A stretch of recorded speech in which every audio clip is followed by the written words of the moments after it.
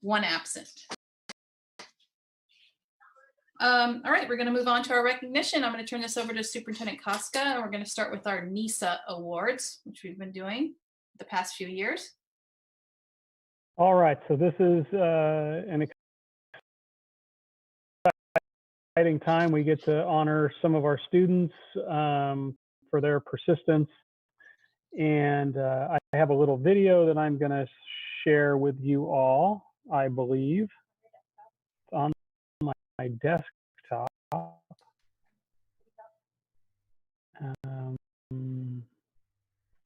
don't know.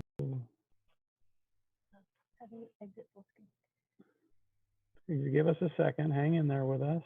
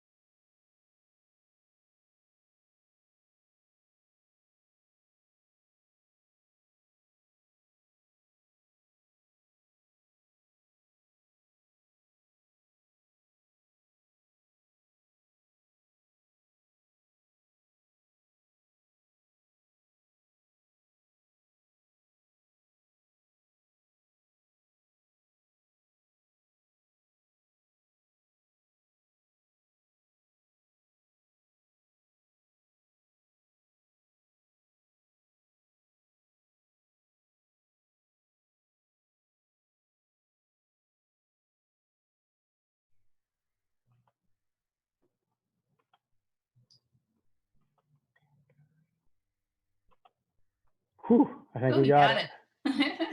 All right, here we go. All right.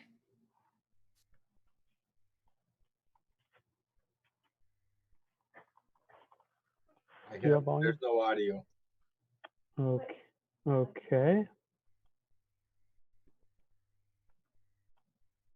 Do you guys have any ideas why I don't have audio?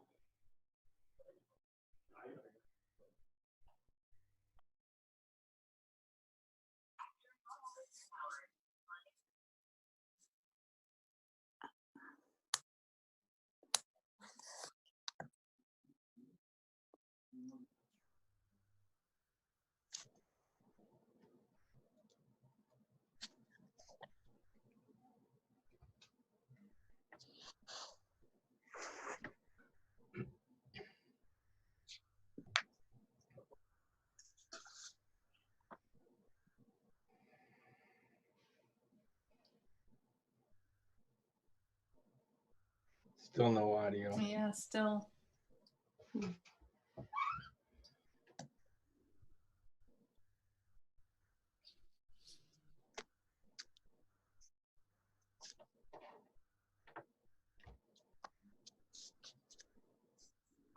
ahead and just play it. Debbie, were you able to hear the beginning? No.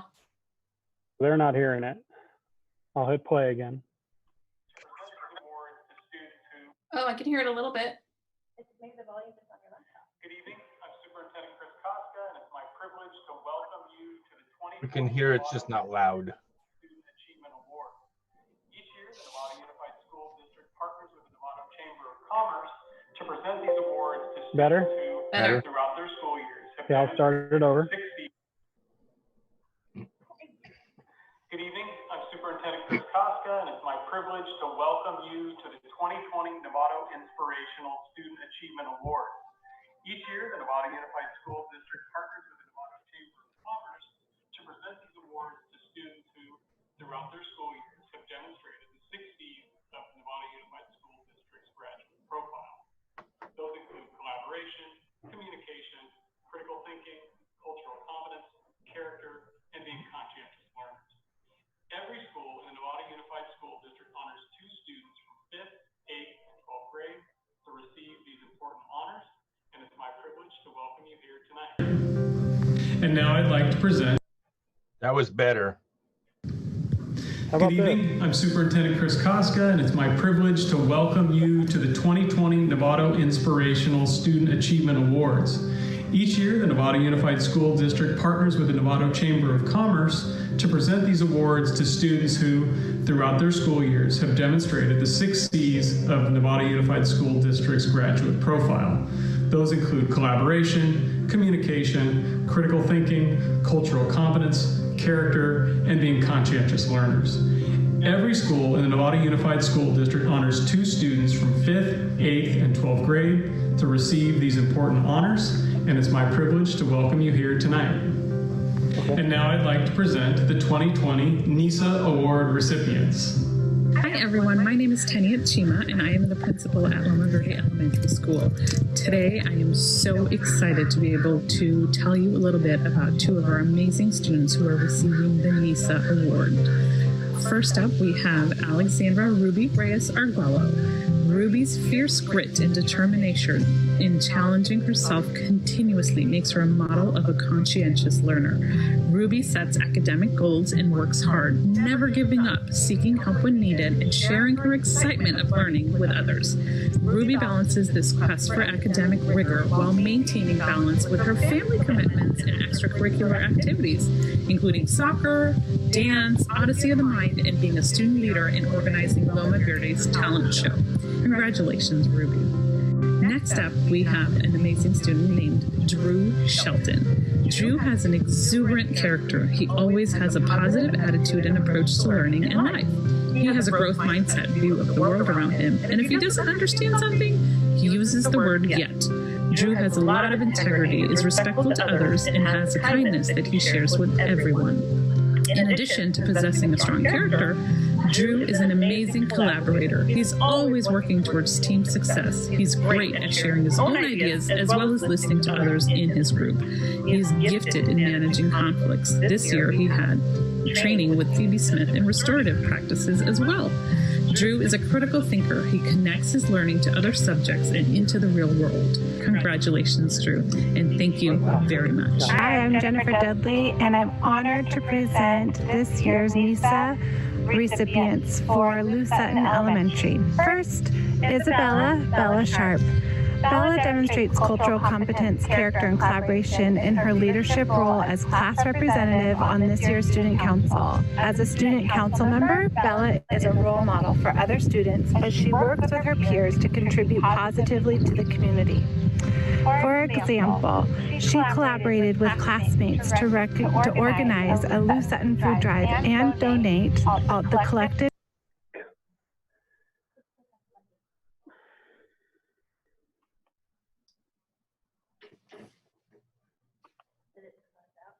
Was that you, Chris? That Yes, I'm having all kinds of problems. I apologize. Did I close it out or what? Yeah, you did. Like you.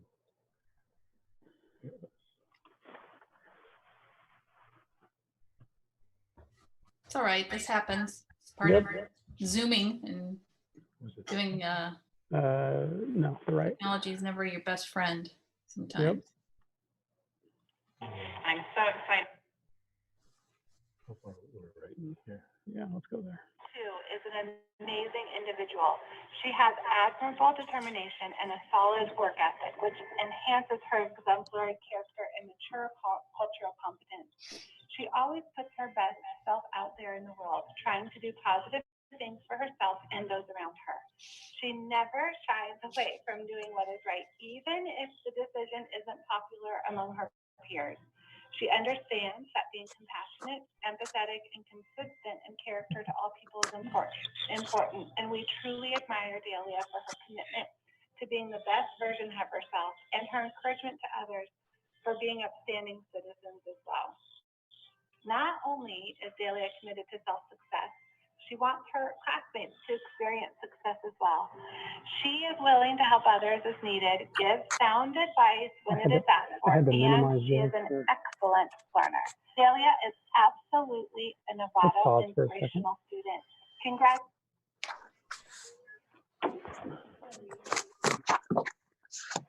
Do you think your laptop was muted, that we would get the signal through the application? Just give us a second, please. Now we have a different problem that I created. No problem. We're good. Board members, you want to do a report out of activities or anything you guys did? since our last- We're 1 second away, I think. Okay. Here. Just trying to fill the No, I know. I void apologize. a little bit, but that's fine. I'm okay waiting. Me too. Okay, and now we'll share screen. Yeah, click that one. And then show audio. Yeah. There you go. We're back. All right. Congratulations to both of you. We are so proud of you. Good evening, NUSD. Thank you for taking time to honor our students this school year. My name is Melissa Diaz, and I'm the principal of Linwood Elementary School. On behalf of Linwood, I would like to present our 2020 NISA Award recipients. First, I would like to present Zulema Hernandez. Zuli is a hardworking and conscientious learner who often steps up to challenges but never hesitates to ask for help. She is also a talented artist and loves to dance. Zuli is always willing to help out around school, and she especially enjoys helping out in the front office whenever possible. Zulema's leadership shines in her ability to communicate well. She believes in herself and is able to advocate for other students as well. Congratulations, Zuli. Linwood's second NISA recipient is Andres Guzman. Andres demonstrates character through his work effort and is always willing to hit the ground running in every situation. He demonstrates leadership through his work as a tech teammate at Linwood and is always willing to help others, often going out of his way to ensure everyone who needs help is supported. When Andres is faced with a challenging situation, he will skillfully unpack it until a solution arises, but he's also willing to ask for help and support when needed. Congratulations, Andres. Linwood is proud to have both Zulema and Andres receive the 2020 NISA Award. We wish them the best of luck in the future. Oh, I would like to acknowledge Kylie Intera Tavansky as this year's recipient of the Novato Inspirational Student Achievement Award from Olive School. Kylie consistently takes action to contribute to the Olive School community through her participation in student council, playground peacekeeping, and the Olive video crew. She is an articulate, creative problem solver. Concerned about her classmates at the beginning of our school year, she wrote and presented the student body a short essay on possible solutions for students who are making poor choices. Whether it's in a classroom book club or playing the drums for the talent show, Kylie is an interactive learner who shows her leadership in group situations by taking the initiative to organize interactions with her peers in a positive way. Again, congratulations, Kylie. You are an excellent representative of all the qualities of our NUSD graduate profile. I'm going to talk about Landry Hutchins, who's in my class at Olive. He is cooperative. He can work with anyone, wants his classmates to succeed all the time. He's a critical thinker. He's intelligent and insightful and loves getting lost in a good book. He's a conscientious learner. He is hardworking, always gives 100%. He has that inner drive that pushes him to keep a growth mindset. And his character is the best. He's kind and honest and truly cares about the well-being of those around him. I'm so proud of him, and I can't wait to see what he does in the future. Good evening, Board of Trustees and Superintendent Chris Koska, parents and families and students. I am Dana Sedan. I'm the principal at Pleasant Valley Elementary School, and I am here today to announce the NISA Awards for Pleasant Valley. And I'm so excited to do so. We had some wonderful candidates. So the first recipient is Madison Bartlett. So congratulations to Madison Bartlett. Her teacher is Liz Nelson, and this is what Liz wrote. Madison is a highly motivated girl who works hard and is eager to learn. She is a deep thinker who is open to old and new ideas. Madison works well in every group, participates in all collaborative projects with excitement and pride. Madison always goes the extra mile to check for understanding, and she's not afraid to ask questions when she needs clarification. Congratulations to Madison. Second recipient is Gabriel Garcia Rodriguez, also known as Yair, and he is in Tamar Herrera's class. And this is what we say about Gabriel. Gabriel is the perfect example of a 21st century learner and a model of a student who uses the 6 C's. He's a critical thinker, he's eager to learn, he consistently dives into all of his studies no matter what subject it is. He questions what is taught, what he researches, and continues to think about the material long after it's complete. Gabriel never gives up on any concept. He will sit with a math concept and repeatedly focus on it until he has a deeper understanding and feels it's mastered.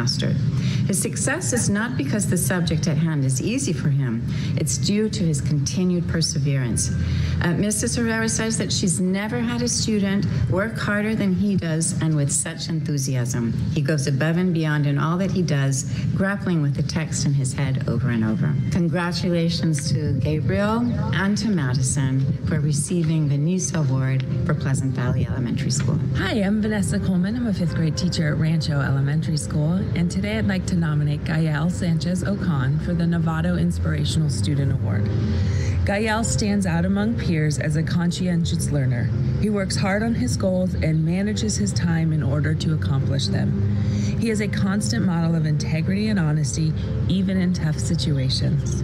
Gael is a responsible team member and an asset to any group. He is able to delegate roles to others to help highlight their strengths and exemplifies positive work ethic and focus while working. Gael inspires others every day. And today I'd like to recognize Rocklyn Coyle as an inspirational student here in Novato. Rocklyn's character and cultural competence make her stand out as a young leader. She is aware of the many perspectives that make up our world and values and respects others in their uniqueness. Rocklyn listens actively and communicates clearly with peers. Not only is she a strong self-advocate, she will also speak up for others in need. Rocklyn is a hard worker who embraces challenges with a growth mindset. She is focused on her goals and accomplishes great things through determination and dedication. Rocklyn is inspirational to both the students and adults around her. Hello, trustees, Novato Unified School District, and our community here in Novato. My name is Amanda Langford. I'm the principal at San Ramon Elementary School, and I am pleased to introduce to you our NISA Awards for this year. They are Katerina Fedorov and Finnegan Bennell. Katerina Fedorov is kind to others and is incredibly positive always. Her smile warms everyone's heart. She is a good friend with an infectious laugh that will help put a smile on everyone's face. She is positive and respected by her peers, helpful, and strives to do her best every day. Katerina has always come to school every day ready to work. She cares about other students and collaborates well when working in groups. Katerina is a team player. She listens to what her group members have to say respectfully and will interject her own ideas and opinions while maintaining a positive attitude, contributing using her own strengths to the success of the task.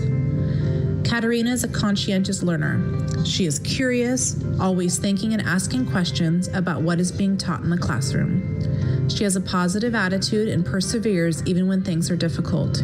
She is a pleasure to work with and always tries her best. Finnegan Bennell, known at school as Finny, is an amazing kid. He always helps others in need, both in the classroom and on the playground. He has a helping hand, a listening ear, and a caring heart.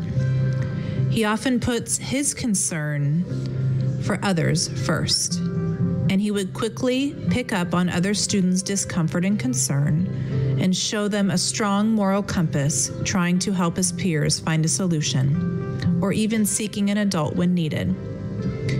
Finney is a polite and respectful young man. Over the years at San Ramon, Finney has been described as always showing responsibility, conscientiousness, kindness, trustworthiness, and a contagious can-do attitude.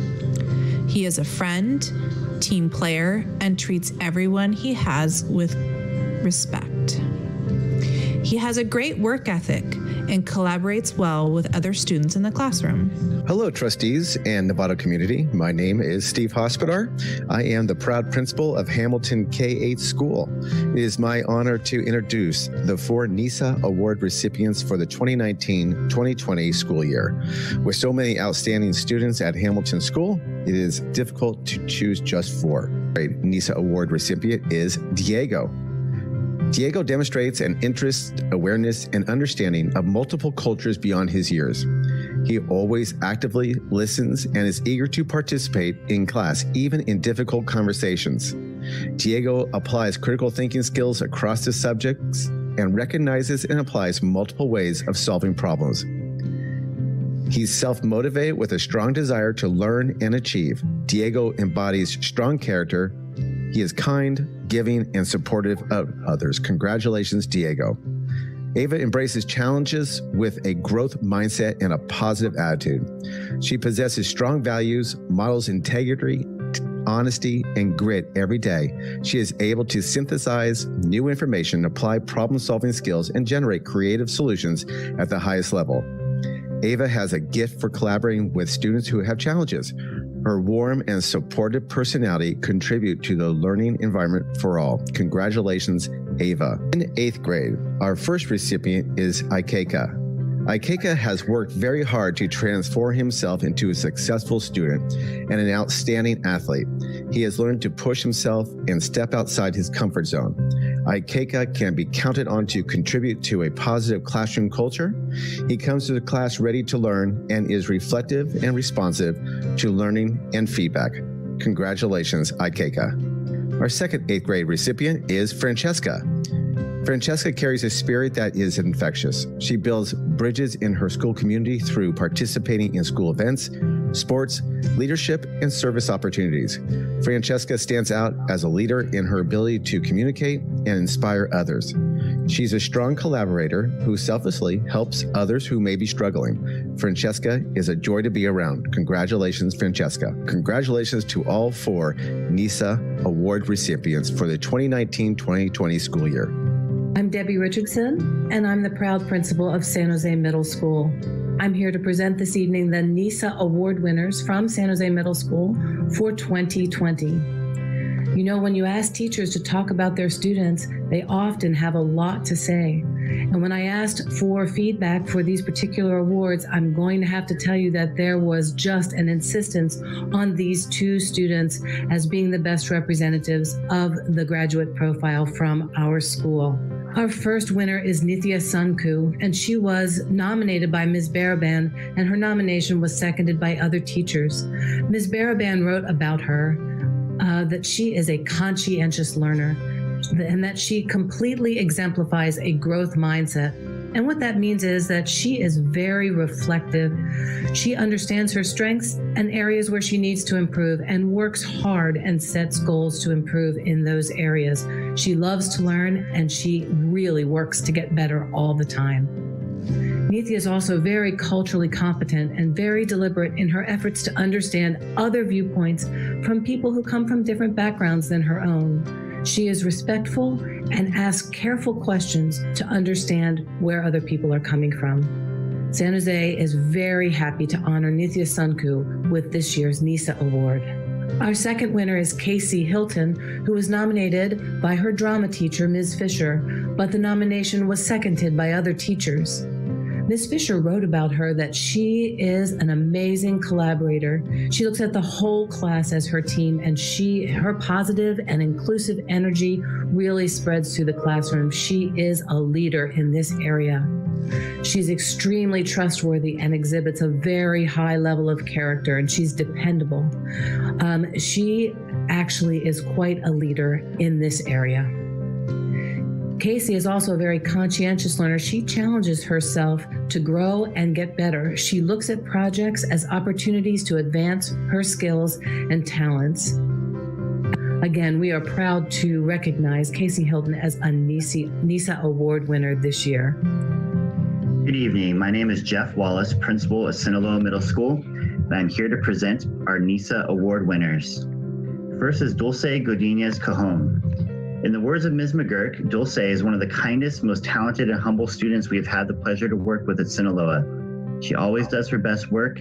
Excellence is her standard. She continually helps other students and makes an effort to include others. She's extremely thoughtful in sharing her own perspective and demonstrating empathy towards others.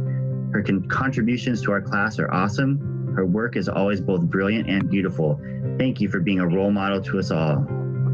Our second winner is Maximus Yu. In the words of Ms. Chubak, this student is an out-of-the-box thinker. He is constantly asking how he can make projects his own and how to improve those projects and ideas. Additionally, he consistently shows he is kind and considerate of others. He never fails to leave my classroom without wishing me a good day. He maintains a positive attitude even when things do not go his way. He is a true gem. Congratulations to both of our winners, and thank you for being great Sinaloa Spartans. My name is Kessa Early, and I'm the principal of Hill Education Center. And tonight I have the honor to recognize one of our seniors, DJ Straighton. She is currently a senior at Marin Oaks High School, and DJ is described as having a good head on her shoulders. In addition to her success as a student, she has also served on multiple school committees, including our school board meetings. Outside of school, DJ is known for her gaming talent. She plays, competes, and even designs games. But most important, DJ believes that all people should be treated fairly, and she practices what she preaches. DJ Straighton is a true inspiration, and she has a promising future. Congratulations, DJ. The next student that I have the honor to recognize is also a Marin Oaks senior, and her name is Chloe Purcell. Chloe Purcell is an exceedingly strong individual, someone who stands against injustice and speaks up for the marginalized. And yet, as passionate as she is, there's a gentleness about her as well, a rare combination. Chloe is forging her own way in this world, a difficult task at any age, with a kindness and a sensitivity towards others, as well as an academic record of 4.0. Chloe models the way for us all. Congratulations, Chloe. I will now be recognizing seniors from Nova Independent Study. First, we have Marissa Gumpel. Marissa is one who excels in many areas. She produces top quality work in all of her academic endeavors. She's a gifted artist and is an accomplished gymnast. She has a deep appreciation for all cultures, loves learning foreign languages, and hopes to broaden her experiences by traveling the world. Dedicated, compassionate, bestowed with many talents, Marissa has the qualities of being a recipient of this year's NISA Award. Congratulations, Marissa. Our final senior being recognized this evening is Nova Senior, Noah Erickson. By forging one's own path, seeking one's own truth, and living a life unapologetically, Noah, in every sense of the word, is an inspiring individual. Along with being a proud member of the trans community, Noah is a dedicated, self-motivated learner, worked a part-time job after school, and played on the men's volleyball team at NHS. Noah plans to study psychology while attending Prescott College in Arizona. We are so proud of you. Congratulations, Noah. Good evening. I'm Mark Brewer, the principal of Novato High School. It's my pleasure this evening to introduce two outstanding students for the NISA Awards who are representing Novato High School. The first is Sage Patel. Sage is an outstanding student. She participated in advanced placement classes along with soccer and other sports programs during her time here at Novato High School. She completed her time here with a cumulative GPA of 4.3 and will be attending the University of California, Santa Barbara next year at college.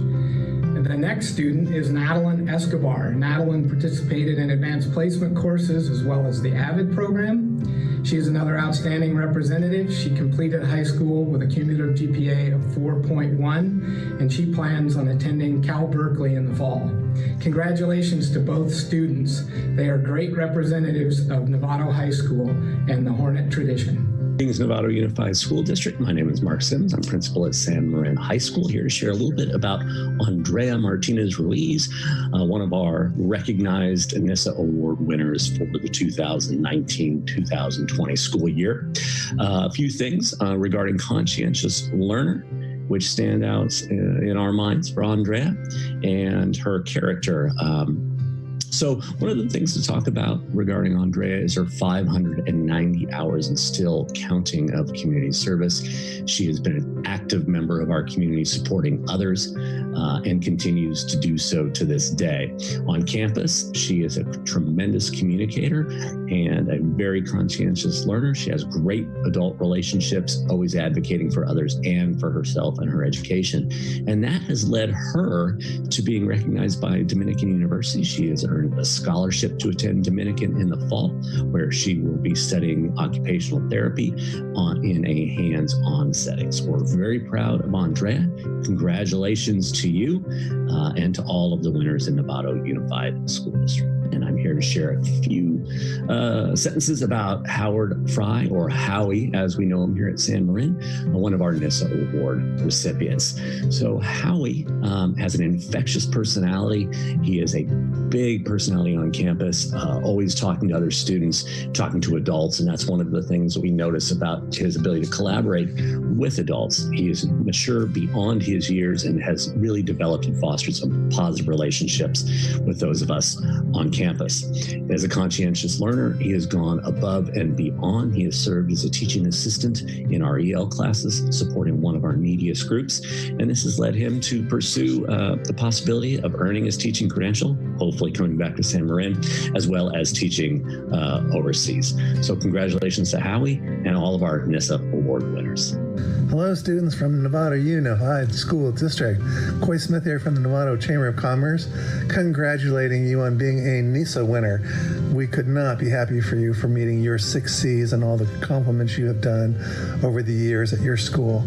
So congratulations. The Chamber is excited and always proud to help sponsor this event with the school district, and we look forward to seeing you in person next year.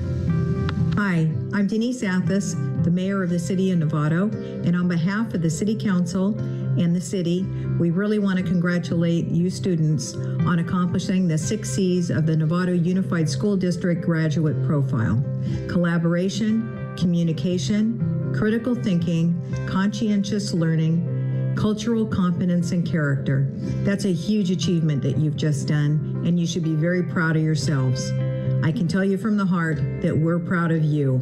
Novato proud.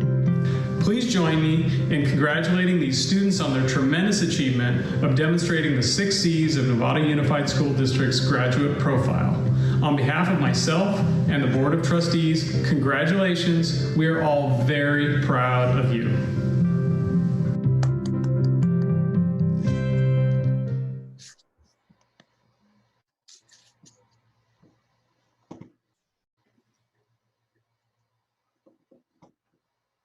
That was great. Well, she wasn't frozen, really. Okay. Her picture was steady. So a little bit, can you guys hear me? Yes. We got some technology challenges going on here. So something I want to say about the NISA Awards. First, we want to apologize for the little glitch in the beginning. This video will be emailed to all of the students who were honored and their families so they can view on their own after the meeting. Additionally, it'll be you can also find it on the NUSD YouTube channel once that gets posted. So that should definitely be up by the end of the week. So again, congratulations to all our NISA award members, and thank you for everything you do to make Novato a better community. Yeah, that was a fantastic video. I think Leslie had something to do with that a little bit. Am I correct on that? Leslie Benjamin. Say that again, Debbie, please. Did Leslie Benjamin, I think she had something in putting this together, or? Yes, absolutely. Yeah. Leslie did, and along with Ellen, did a great job of Ellen working on the paper and the logistics behind the scenes, and Leslie pulling together all the videos. That's a lot to coordinate, so it was well done.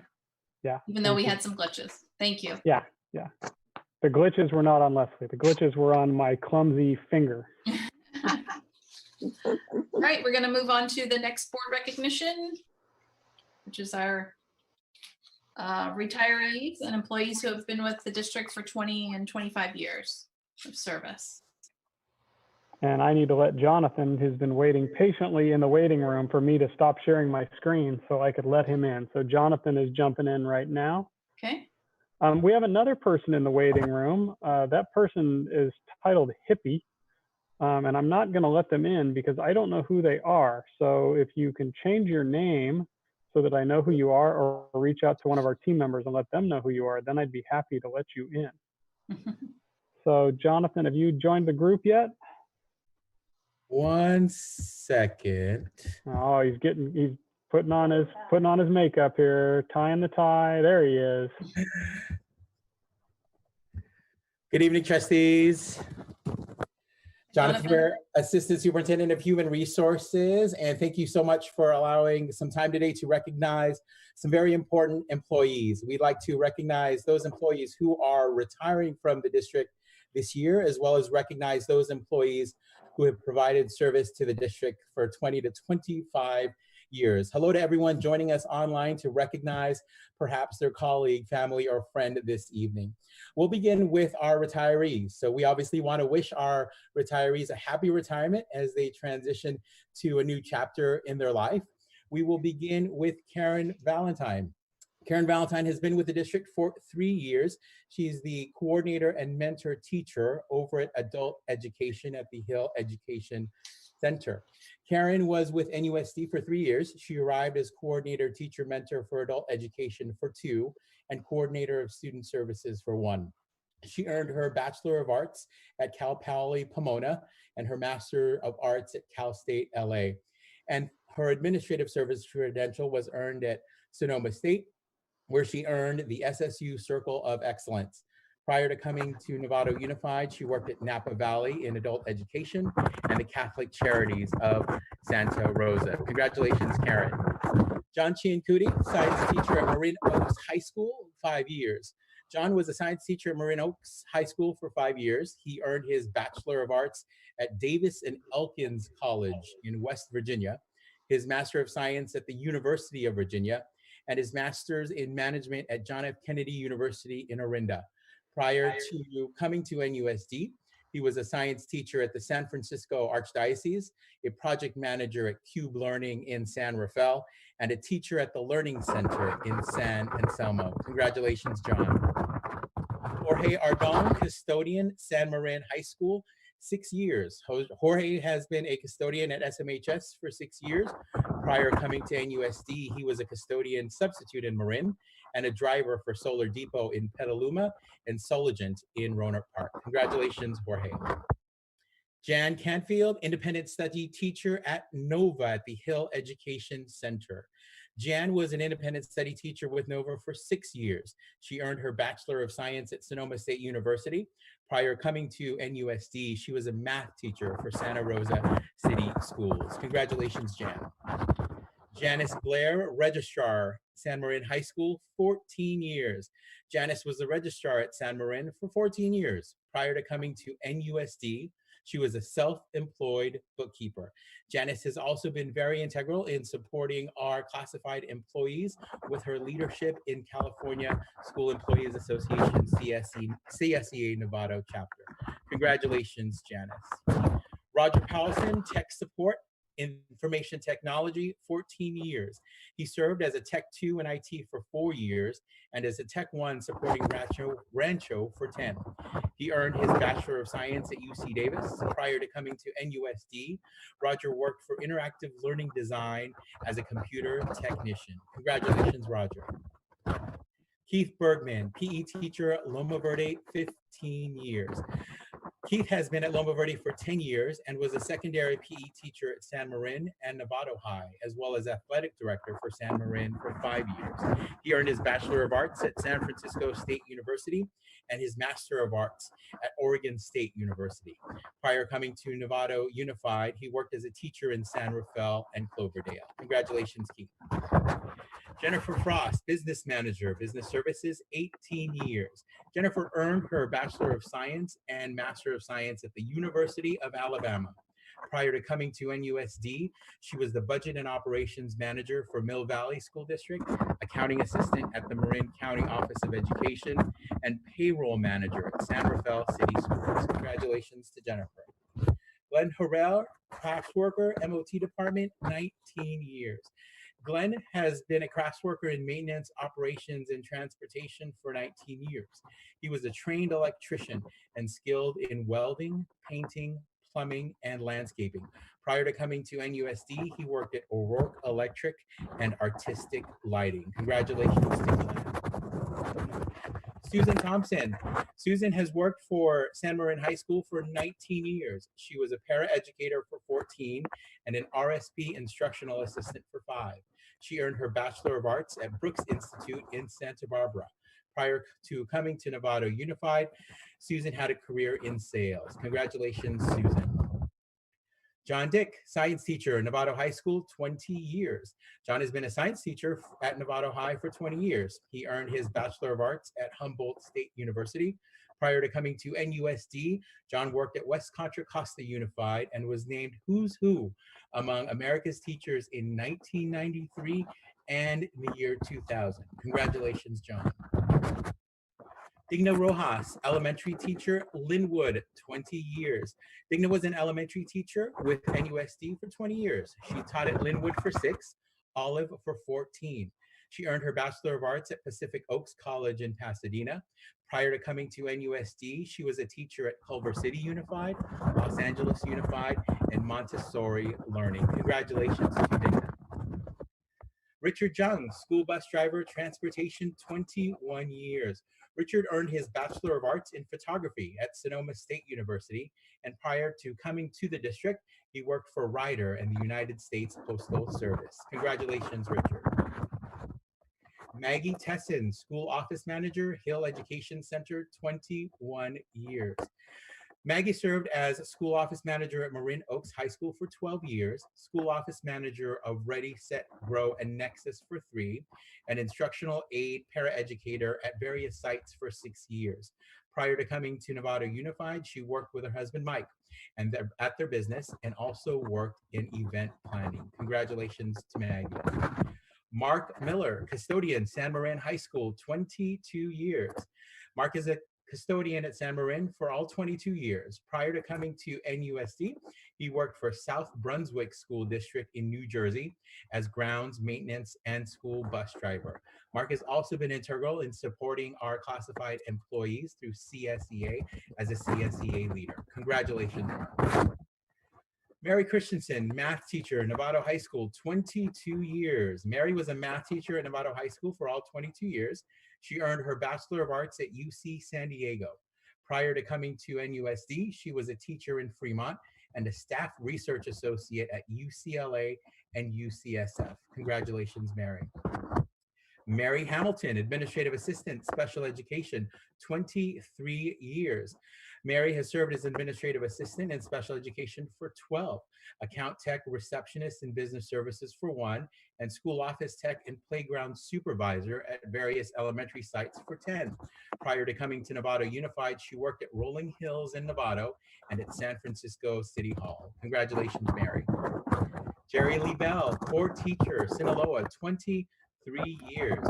Jerry earned her Bachelor of Arts at San Francisco State University.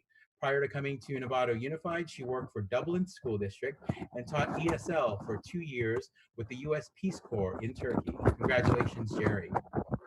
Janice Lovey, elementary teacher, Rancho, 23 years.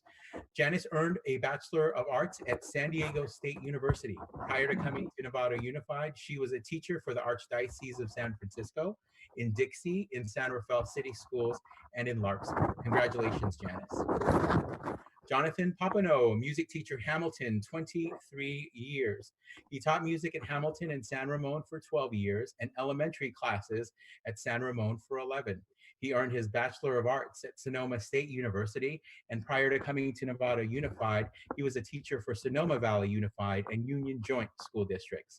Prior to teaching, he was also a chef at Davud's in Mill Valley, an executive chef at Sam's Anchor Cafe in Tiburon. Congratulations, Jonathan. Joanne Briggs, financial systems analyst, information technology, 24 years. Joanne was with NUSD's IT department for 24 years, where she served as financial systems analyst, student systems technician, information systems coordinator, and operations network technician.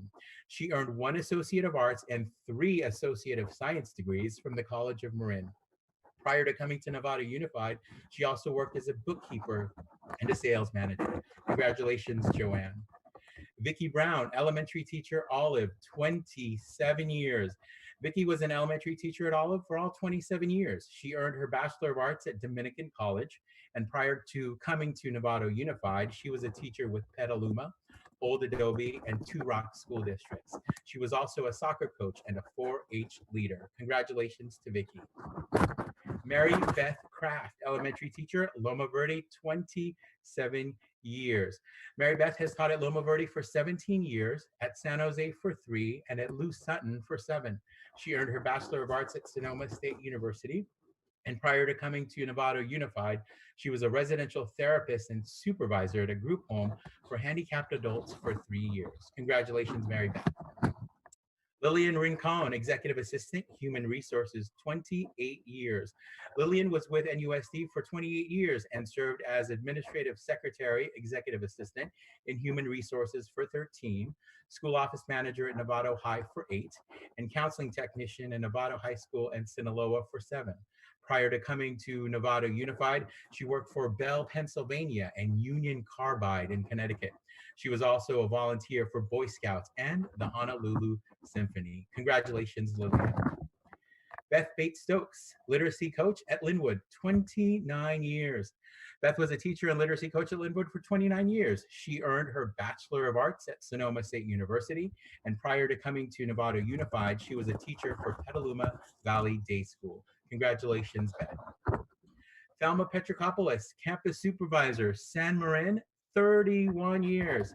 Thelma was with NUSD for 31 years and served as campus supervisor at San Marin High School for 15 and at San Jose for 16. Prior to coming to Novato Unified, she was a soccer coach for NYSA. Congratulations, Thelma. Paula Freeman, math teacher, Sinaloa, 33 years. Paula was with NUSD for 33 years and taught at Sinaloa for 21, at Pleasant Valley for 4, and at Hamilton for 8. She earned her Bachelor of Arts at Humboldt State University, and prior to coming to Novato Unified, she was a teacher for Greenfield Union School District in Greenfield, California. Congratulations, Paula. Jill Heyer, art teacher, Sinaloa, 35 years.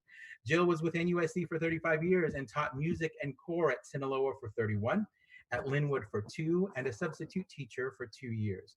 She earned her Bachelor's of Arts at Sonoma State University, where she was a cum laude graduate. Prior to coming to Novato Unified, she was a daycare teacher. And lastly, Keith Olson, crafts worker, maintenance operations and transportation, 37 years. Keith was with NUSD for 37 years and served as a crafts worker for 16 and in grounds for 21, from sub to entry level to groundskeeper foreman. Prior to coming to Novato Unified School District, he was a self-employed landscaper. So trustees in our community, those are our retirees for the Novato Unified School District for the 2019-2020 school year. Collectively, they represent over 600 years of service. Congratulations to all our retirees.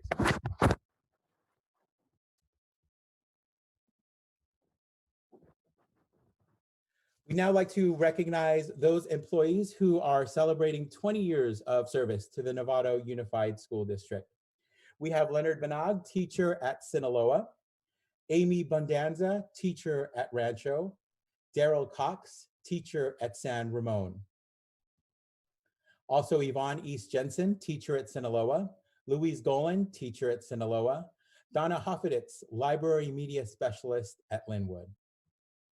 We also have Steve Hospodar, principal at Hamilton, Jim Hu, counselor at San Marin High School, Sarah Cram, library media specialist at Pleasant Valley. Also Jennifer Larson, director of student success and educational services, Craig Luby, student data systems specialist in information technology, and Tanya Madsen, teacher over at Hamilton. Also, Marianne Matthews, paraeducator, San Marin High School, Reed Nottingham, teacher at San Jose Middle School, Teresa Pichetti, paraeducator at San Ramon. We also have Margot Parati, teacher at Sinaloa, Laura Pullen, a teacher at San Ramon, and Marcela Rangel, custodian at Loma Verde.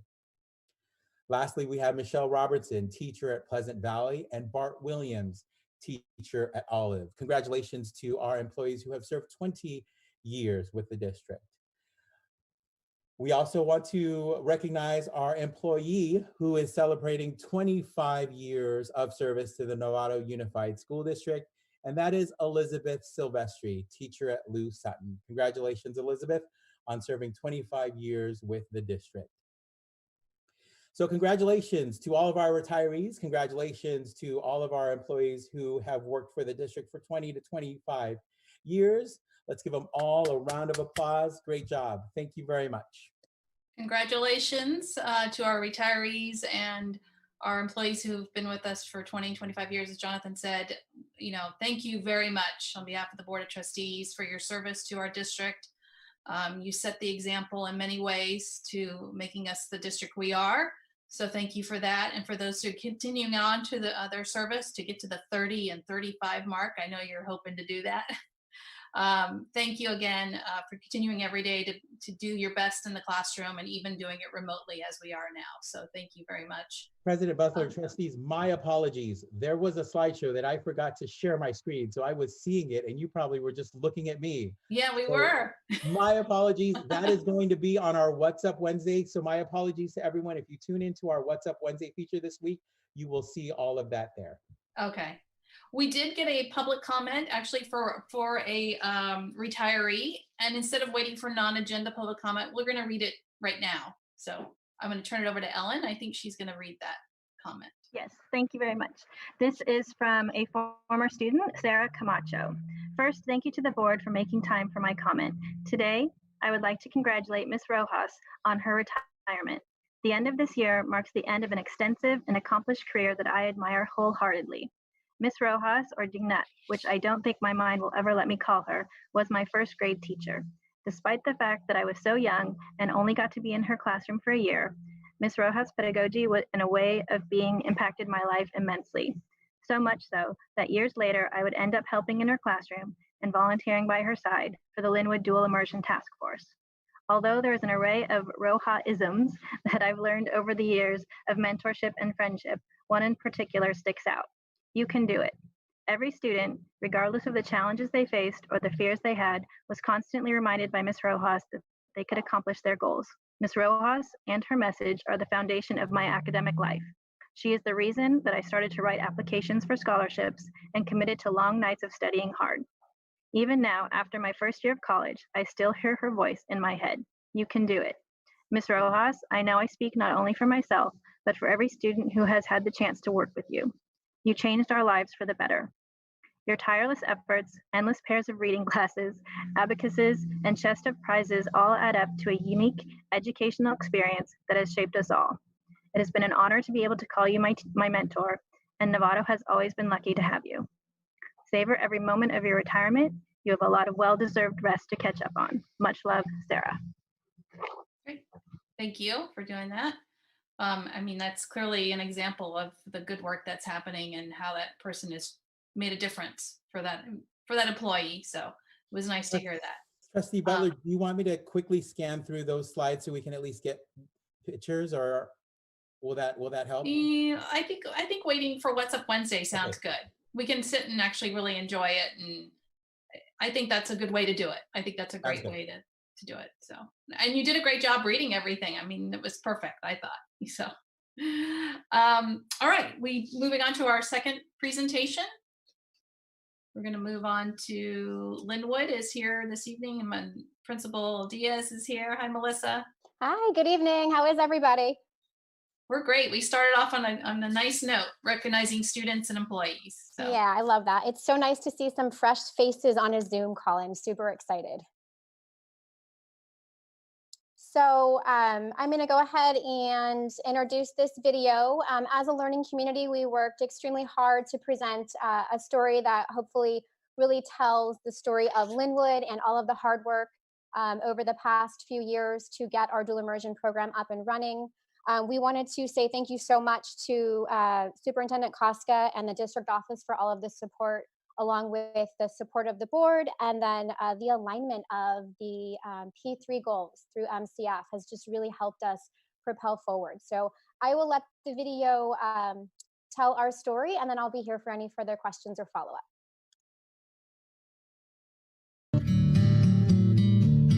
School board trustees, Superintendent Koska, and the Novato community, we have prepared a video for you that helps to capture the uniqueness and tell the story of Linwood. Over the past 2 years, our entire learning community has been working hard to establish a thriving and dynamic dual immersion program, along with continuing to support and nurture our entire school. We hope this video provides insight into the dedication and hard work of everyone involved, and we are eager to continue our journey moving forward as we have big and exciting plans to come.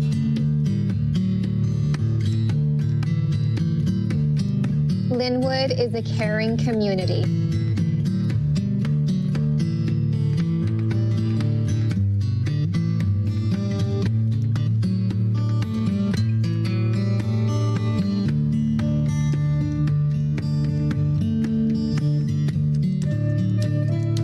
Linwood provides a program that supports all learners.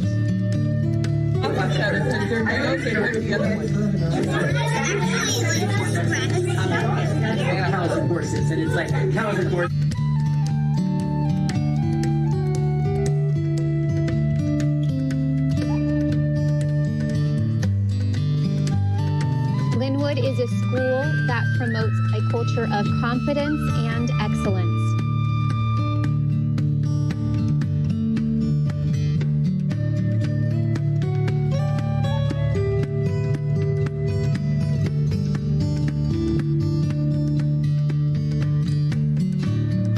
Linwood has a thriving and supportive PTA.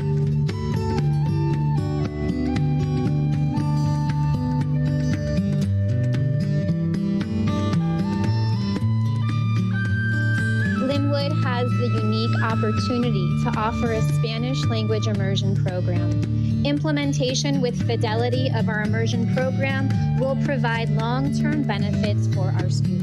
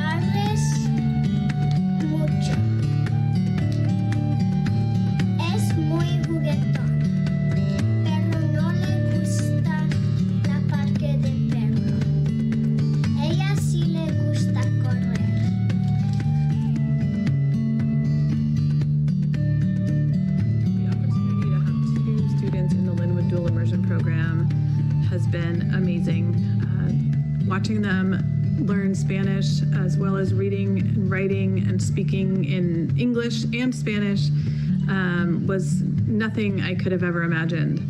I also can't express how much the community of Linwood cares for the whole child and how important the social and emotional well-being of every student at the school is. I feel really lucky to be a part of the community at Linwood.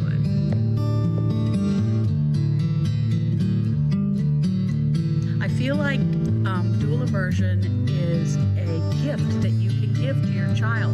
So why not do it? Give them the gift of language. As you can see, there are many benefits of a dual language program, including higher self-esteem and confidence, increased problem solving and creativity, and increased cognitive stimulation and development. I have two sons at Linwood. I have a second grader and a kindergartner. We wanted to try the dual immersion program at Linwood because we know the benefits of being bilingual. There's a little bit of worry in the beginning if your child's going to do well in a class that does not speak their language. But we have had amazing teachers and the kids picked up the language pretty quickly. They understood what their teachers were saying and could even respond in Spanish. Linwood is a caring and welcoming community, and we are so glad we gave it a shot.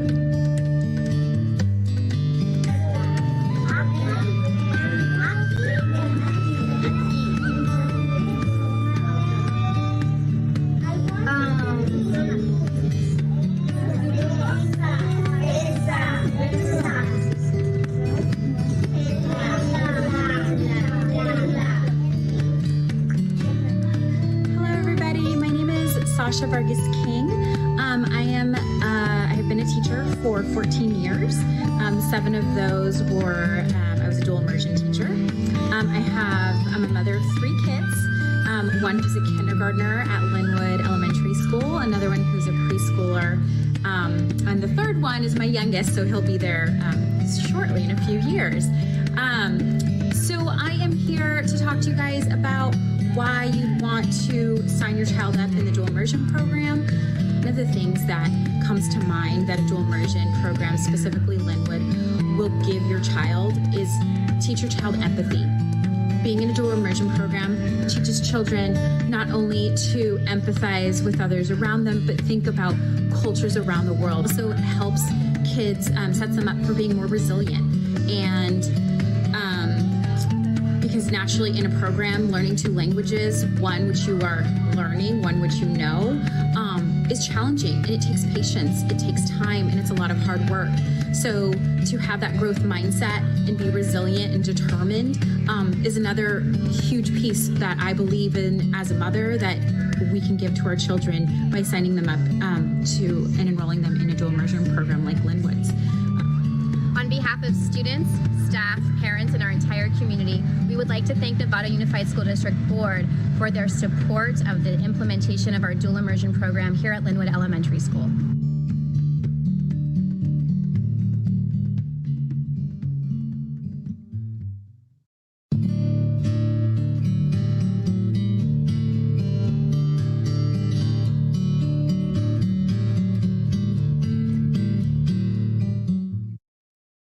Thank you so much.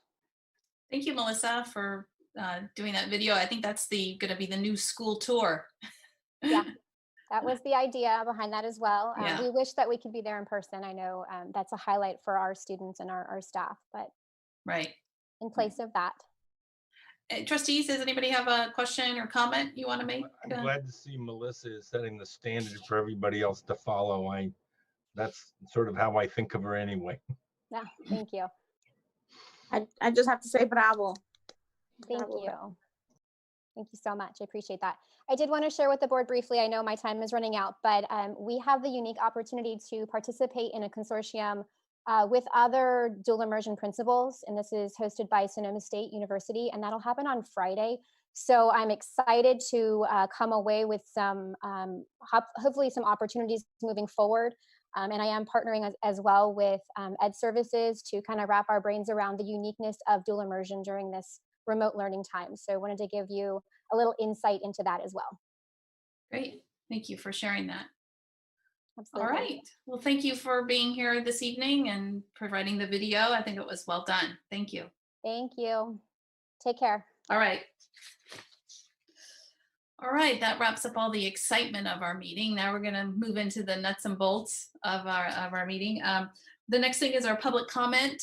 This one is specifically to consent, but I'll just speak to all public comment. If we've received public comment for non-agenda public comment, we've received comment for a consent item, and we received comment on items that are on the agenda. So we'll be, Chris and Ellen will be speaking to all those items. And just for the non-agenda public comment, the board cannot respond to anything or have a conversation about any of the items. We can maybe ask staff for more information to come back, but that's about it. So we're here to listen.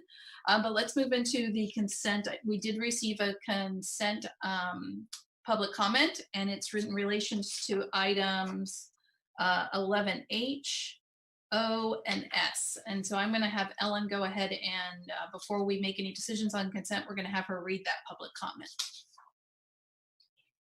Thank you very much. This is from Karen McCormish. Thank you, Superintendent Koska and the board for letting me speak to the consent items. As I spent my weekend reading through all of these consent items, I am reminded why I like to work with people I trust. Most people do not read board policies before taking a job. It is a tedious process. I somehow became fixated on consent item H, although I do not like item number 14, as I think it can get the district into a cloudy area when it comes to the Americans with Disabilities Act and employees that become disabled while working. I do not think that I can change the wording in any way that it would seem more appropriate. So I zipped back several times to the top of the document so I could try to figure out why this item was sticking with me. I think it is simply this. There is wording in these changes to this board policy item that makes this policy more ambiguous rather than less. Some of the words have been changed from shall, definitive, to may, ambiguous. And I wonder if this is in the intent of the board. Next, I would like to comment about items O and S. First, item O, budget adjustment for the air conditioning at Loma Verde. In the supporting documents for item O, it is stated that the original budget was $250,000, but there needs to be an additional $200,000 added to that budget line item so that the job can be completed. This item's cost was underestimated by almost 100%. This item is connected to item S, approval of a contract for the air conditioning at Loma Verde. Now understand that the AC has been installed at LV, and I think it was Matrix that installed it. So I'm wondering if item S is a contract for only the admin building. This approval request has a statement on it that the most recent budget numbers for the Loma Verde air conditioning was $197,500. And the contract that is being recommended to be accepted is for $337,207. I'm sorry, I know these numbers seem to jump around a bit. Back to O, budget adjustments. The budget is being approved for $450,000 and the contract is for $337,207. And I understand it is wise to have some kind of cushion in the budget for unforeseen changes. However, it seems that, especially when it comes to the air conditioning at all the schools, the pre-budgeting or estimations of costs is significantly off from actual costs, which is a concern I'm sure for everybody involved. So this just leaves me with a question that doesn't require an answer. If our estimates for the air conditioning were this far off, where could there be other areas, the areas of forecasted costs that might also be significantly off so that the district can plan accordingly? Okay. Thank you for reading that. I'm going to ask Yancey if he could just chime in a little bit on the discrepancy of the cost on the air conditioning at Linwood office. Do you want to add any additional details that might help us? Absolutely. Thank you, President Butler. So on this project, this was part of 3 air conditioning projects at Loma Verde, Linwood, and Olive. And about a year ago, when our bids came in for those 3 projects, they actually were about $1 million lower than our expected budget. So at that time, when budgeting and trying to move forward with some other projects, we pulled back in about $1 million from that budget, leaving about $250,000 left for the administration building. So we did we pulled probably a little bit too far back. And so the savings really was about $800,000 on that project overall. So the additional $200,000 is an offset from the original approximately $1 million of savings on the air conditioning projects. But overall, we still have savings on that project from our schematic design budget that the board approved. Okay, thank you for that. Trustees, we can move on to consent. If you want to pull any of those items that we had public comment on, go ahead and do so, obviously. Otherwise, or any other item, please let me know now. That was the only comment we had for public comment on consent. Anybody want to pull anything? Okay, I'm seeing none, and Trustee Gasson has joined us a while back, but welcome. Okay, so I need approval. I don't see anybody pulling anything, and so this would be approval of the consent. I think I see Trustee Millerick raising his hand. So we have a first by Trustee Millerick and a second by Trustee Mack. This is for approval of the consent agenda. These are all the items. All those in favor, if you could just raise your hand so I can see. Thank you. 7-0. All right, this is our announcements this evening. And I will, do we have any student board members with us this evening? I have to. No, I don't see any. Am I correct, Superintendent Koska? Yeah, we've not heard from any of our student trustees tonight. We were anticipating that 1 or 2 would be here. We haven't heard differently, but something must have come up. Okay, and maybe if they join us, we'll let them, I'll give them a chance and opportunity to report out at the time, so. All right, we'll just go down the line. Trustee Miller, do you have any comments? Yeah, I had the opportunity to sit through a presentation by the County Office of Education this morning as Mary Jane Burke is starting to pull resources together to prepare for reopening schools in as rational and as protective a way as possible. There are multiple sessions. The first half hour I was able to sit in on. There's more to come. Clearly, this is a work in progress. All across the United States, people are trying to move as safely and as predictably forward. And luckily in Marin County, we have a great county office of education that's able to efficiently orchestrate those conversations. So not every district has to do the hard work themselves. Hats off to Mary Jane for the work that the leadership she's providing. My guess is the work that she's doing is going to get adopted by other counties as an example of ways to move forward safely and with measured results. Thank you. Trustee now.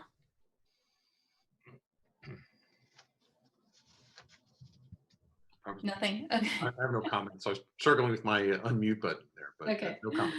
Trustee Gasson. Just two really quick things. And actually, I'm sorry I've missed that Marin County office presentation. I attended the one on Friday regarding right after the rave revision came out. So that was interesting to learn about the CARES Act revenue and get some kind of preliminary information regarding what was coming down the pike on that.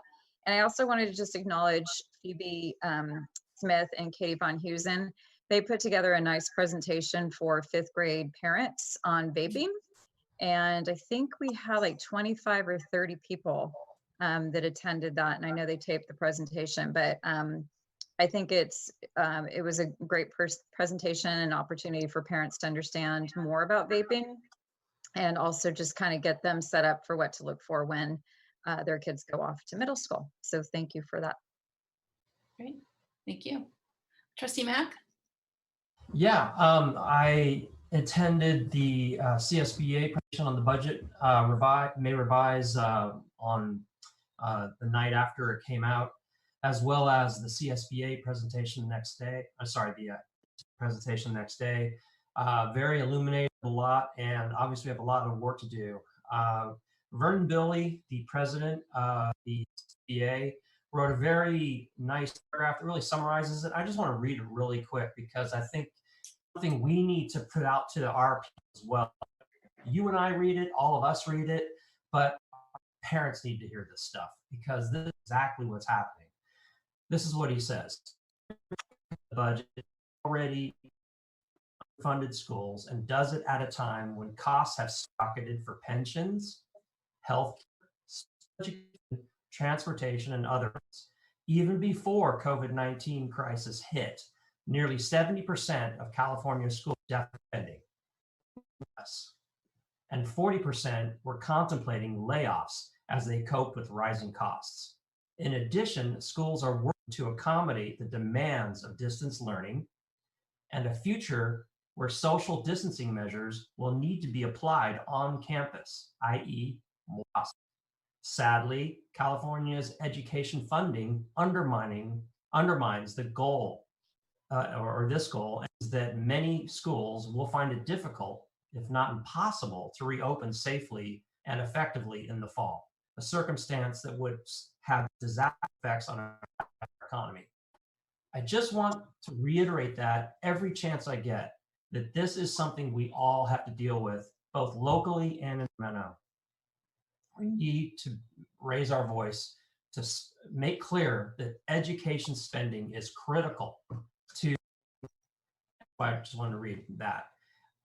On a more local basis, being the parent of a high school student, I want to thank principals, the teachers, the counselors, the coaches, as well as the athletic directors at both for trying to keep us together. These kids, especially the seniors, are going through a crazy time. They're losing so much. The rug was out from under them, and now they're walking out into the world, not even sure if they're going to go to college next year. The juniors obviously have a time as well, not work, because now they can't even take the SAT. They have a lot of work to do. I'm looking forward to doing that all summer, and let's go. Thanks. Thank you, Trustee Mack. Can you send the board what you read from Vernon Billy? Can you send that? Because you're breaking up. I don't know if it's your connection or for me, you're breaking up on my end. Okay. Yes, I can send it. It's a CSBA email. Yeah, just a quick link. That would be great. Trustee Aguila, sorry. No, thank you. Okay. Trustee Cooper, sorry. Yeah, just a quick reminder, in keeping with the tone of tonight's meeting of recognition, just a reminder that on Thursday, we'll hold the Golden Bell event. It's going to be televised instead of a live event. It's going to be virtual, and it'll be on channel 30 at 4:30 in the afternoon. I'm sure it'll be recorded and put on MCOE's website as well.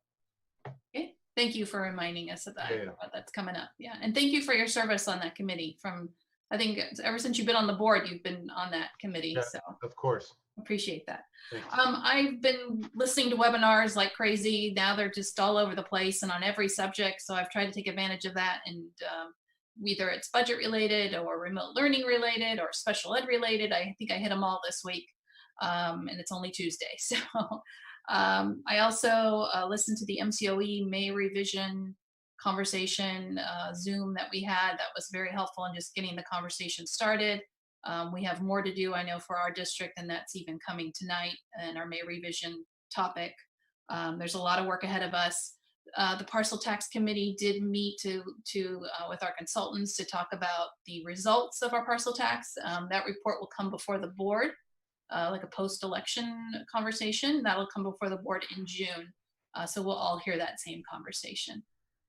So that's it from me, Trustee Miller, and then I'm going to go to Superintendent Koska. Yes, Sunday also had the opportunity to spend time with the president of the College of Marin, and they were reviewing their circumstances in the budget, and they're in the K-14 pile of money just like we are. They're basic aid, and so their circumstances are slightly different, but in this case, basic aid does have some impacts in the language. But one of the things the governor's budget talks about is ceasing funding for the career technical education programs, and those are significant in that a lot of them are foundationed in the Indian Valley campus. And as we learn more, I think it would be valuable for us to take a position in terms of supporting their career technical education at a time in this country when many people are going to be career changing because they're further down on the income scale, and those jobs are dramatically impacted by this COVID situation. People are going to be looking for new jobs, and the issue of maintaining a career tech education reskill program in the face of that demand seems to me an important issue. So it's not directly an NUSD issue, but it will be a Marin County issue, and I'm raising it now so we can have a conversation about it and see where we want to land on that conversation. Okay. Thank you. Thanks, Trustee Miller. Superintendent Koska? Yeah, a few things to talk about tonight. I want to start by talking about a graduation committee. We're going to be pulling together a graduation committee tomorrow afternoon.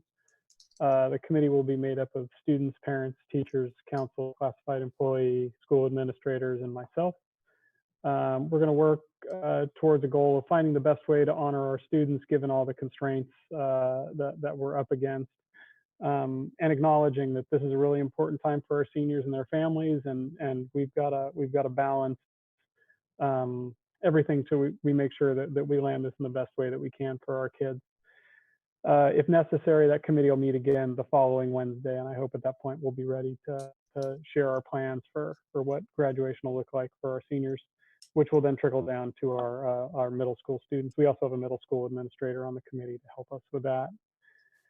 The biggest task that we're working on is how do we plan for reentry in the 2021 school year? How do we bring our students and our staff back safely to our campuses and our offices? Amy Carter, our Assistant Superintendent of Education Services, is going to be taking the lead on that program.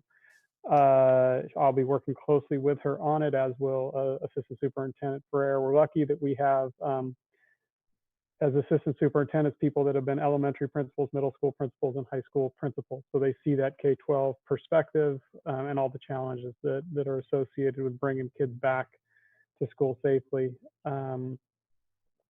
So Amy is working closely with our neighboring districts in Marin County. She's looking closely at what other districts, other states are doing.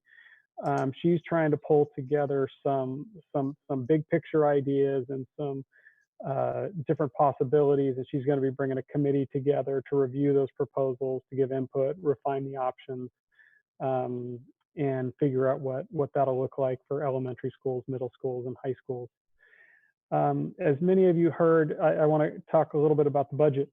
As many of you heard last week, our budget for the 2021 and future years took a significant hit as a result of COVID-19. This was shared with us initially through the governor's May revise. It's important to note that what we heard last week is the beginning of the governor and the legislature's budget development process. It's not the end.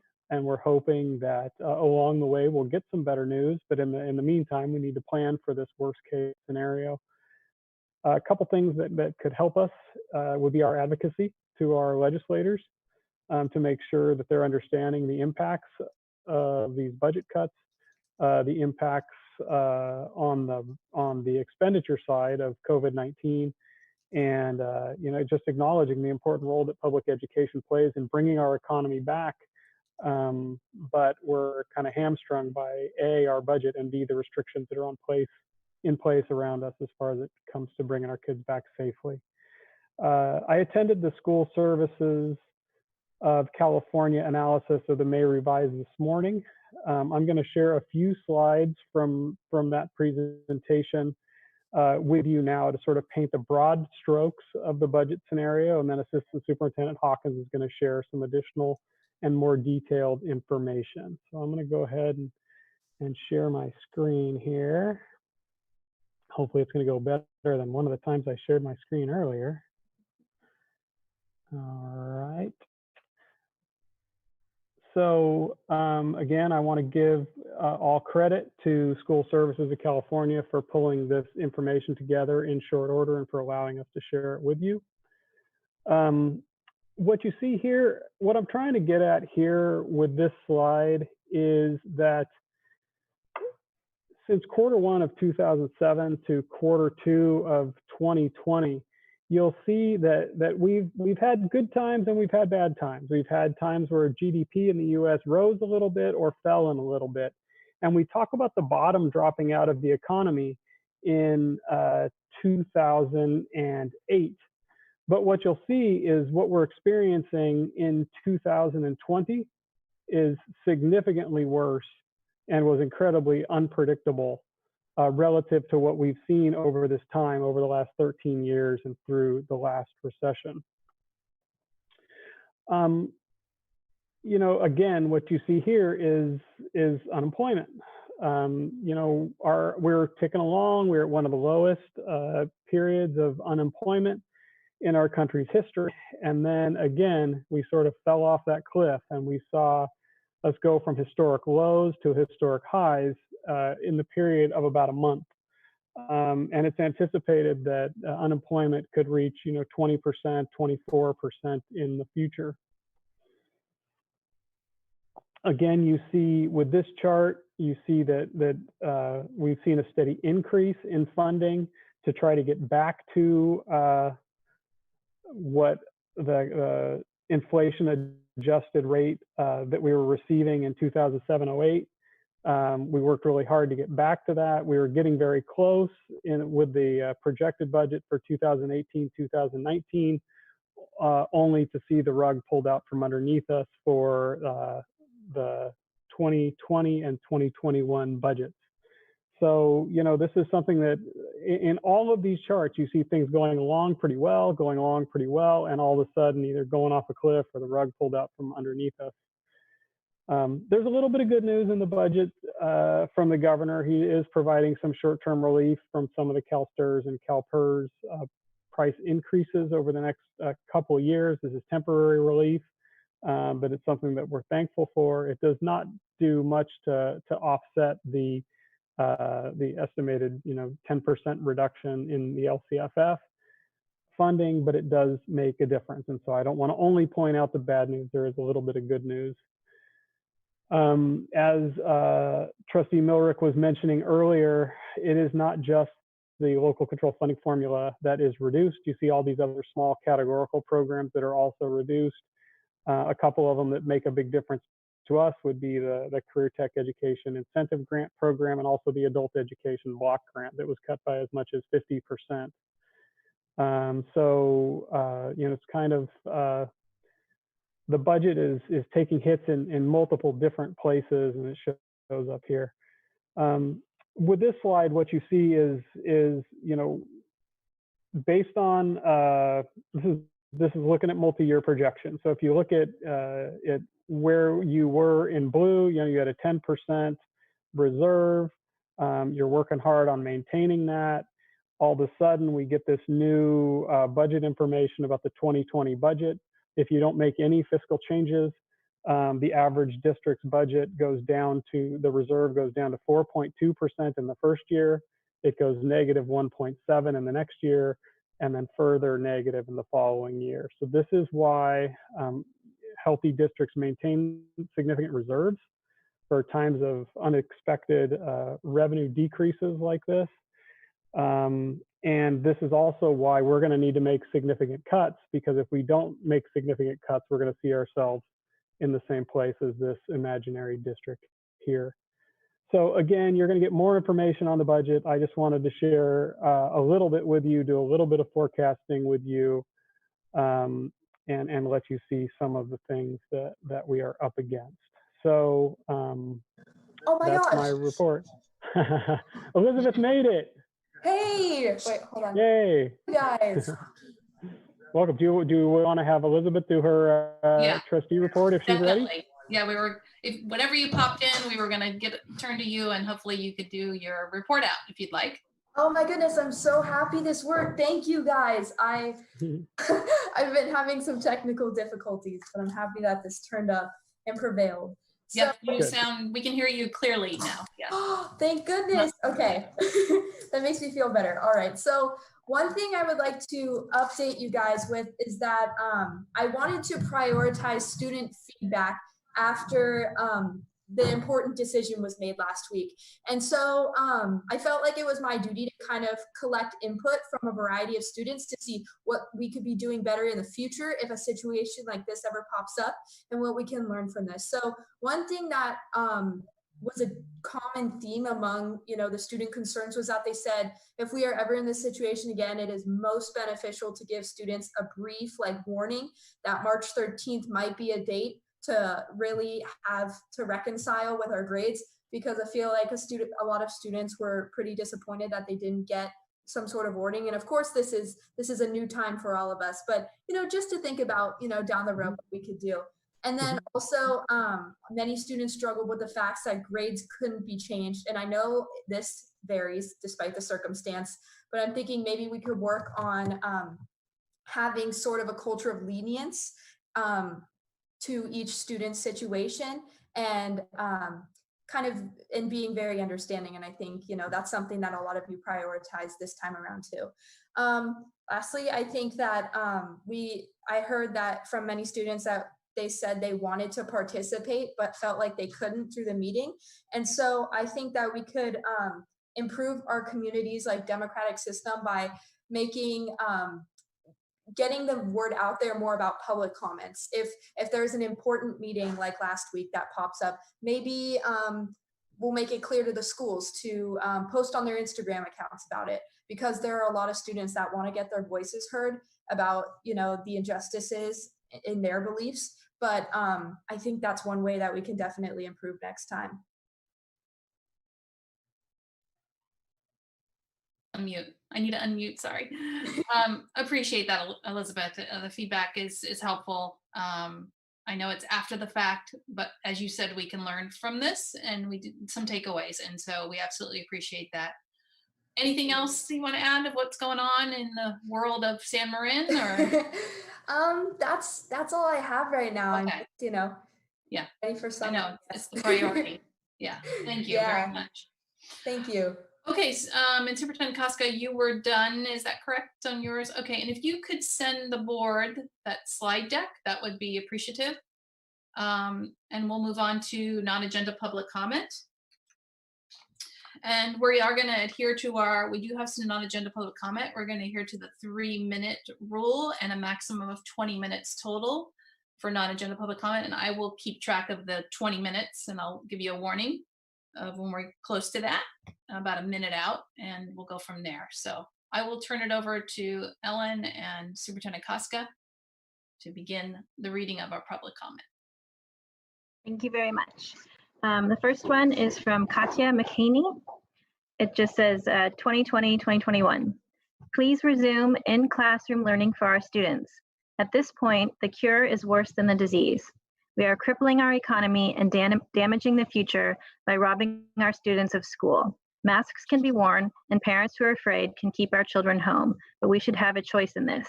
Students need to be in school, and parents need to work. This is not negotiable, and we can let fear dictate our future. Thank you. The next one is from Mariah Fisher. Good evening, trustees, superintendent, and to all listening tonight. My name is Mariah Fisher. I am the president of Novato Federation of Teachers. I have been a teacher at NUSD since 2008. I have 3 children in the district, including a special education student. I live in Novato, and this is our 9th week of distance learning. In my comment tonight, I will be sharing my thoughts on how we should spend the last 9 days of the school year. It is not often that all of the hats I wear share the same point of view. Quite often, my hat as a special ed parent conflicts with my hat as a union president, or my hat as a community member conflicts with my hat as a teacher in the district. From all the angles I have examined this issue from, ending student contacts 9 days early just makes sense.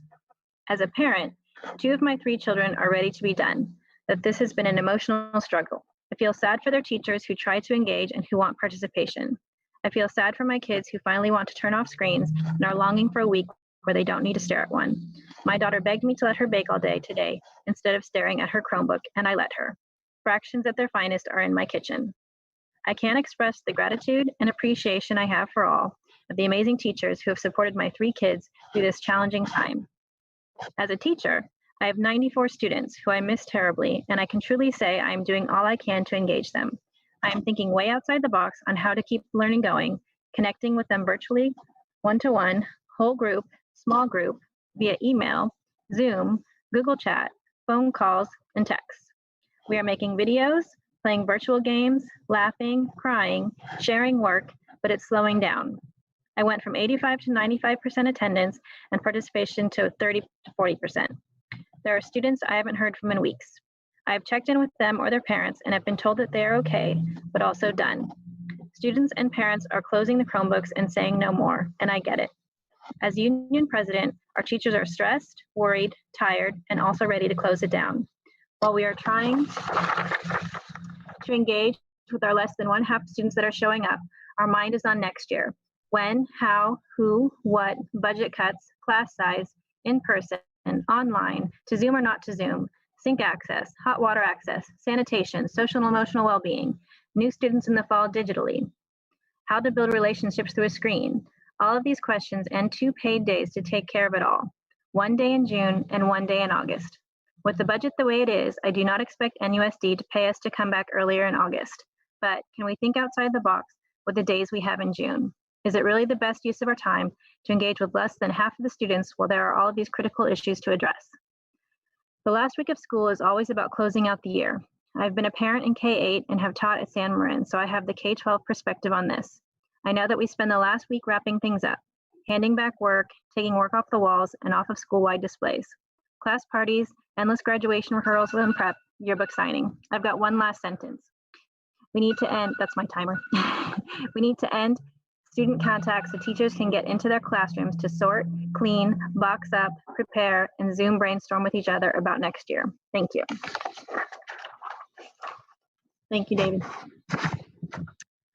Next is from Haven O'Halloran, school year continuation. As a parent, I just want to voice the importance of keeping our school year as scheduled. It's so important that children feel their commitment to their education is valued by their teachers, school, and the community. What the teachers choose to do during their class time is up to their own creativity. Homework is not the emphasis during this time.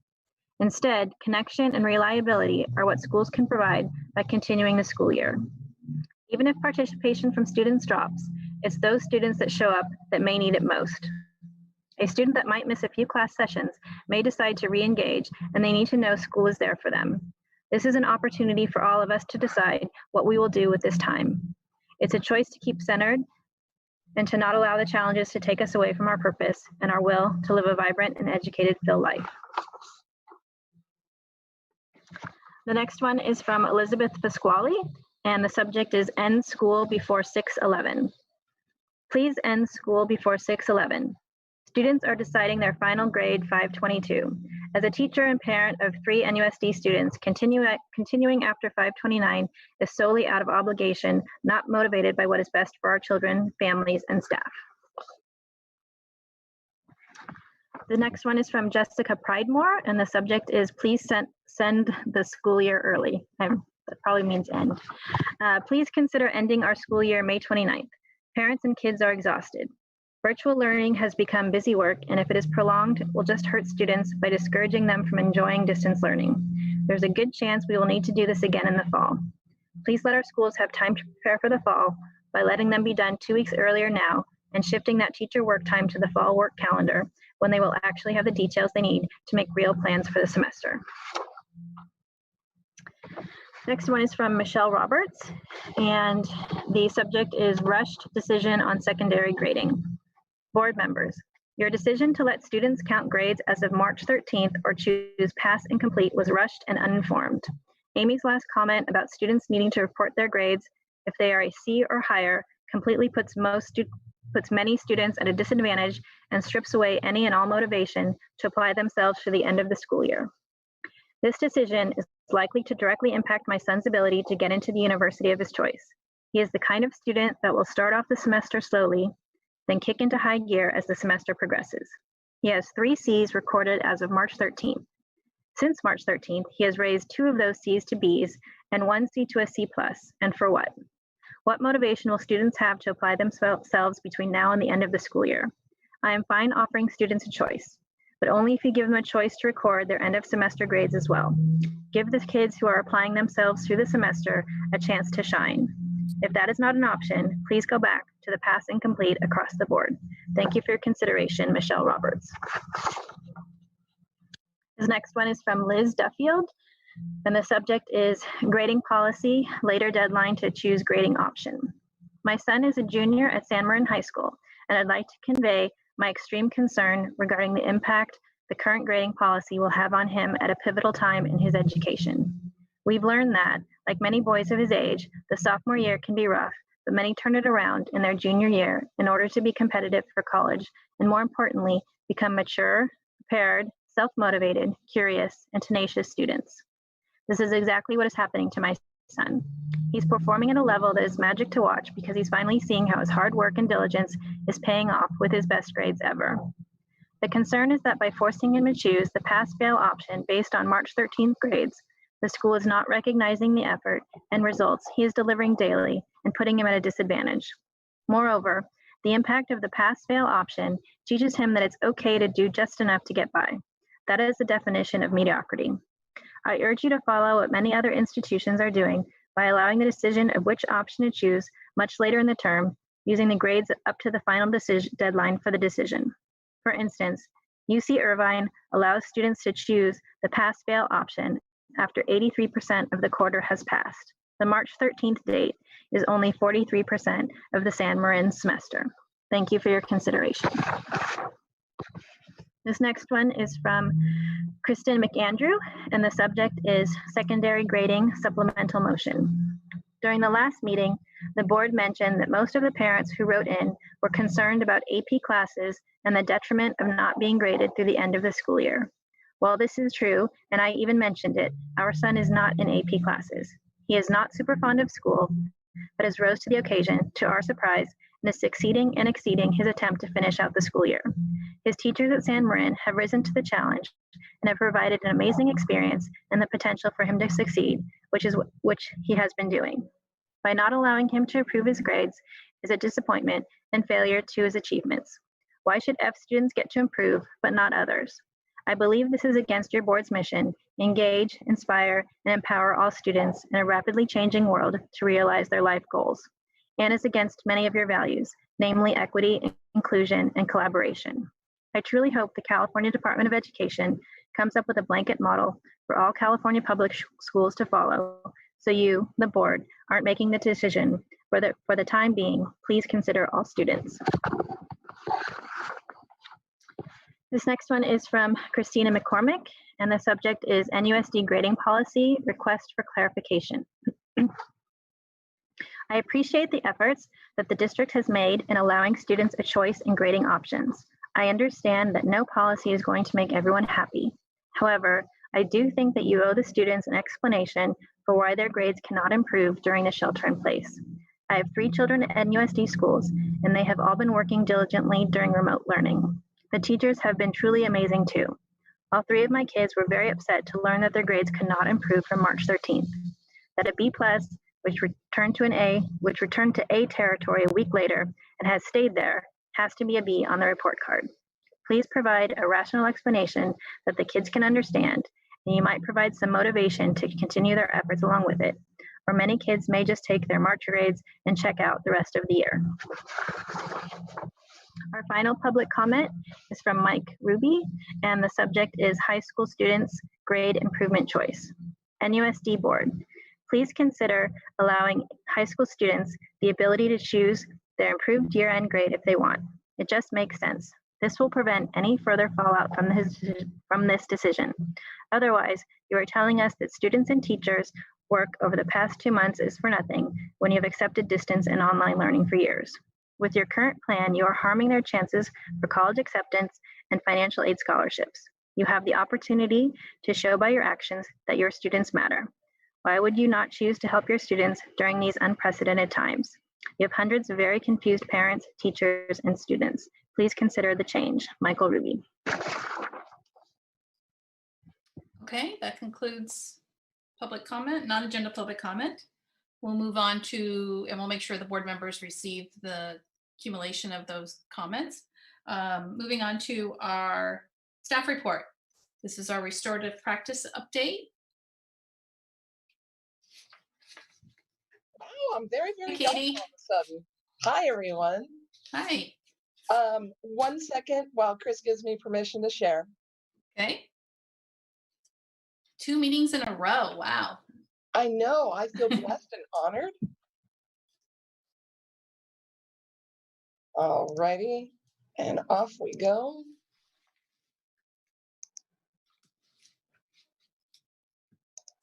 All right. So, first of all, I want to thank and greet President Butler, Superintendent Costa, trustees. I am honored to get back in front of you tonight because I'm so very proud of the work that we're doing in restorative justice this school year. And I wanted to provide you with a little bit of an update. So I've always been a big believer in the power of names and naming.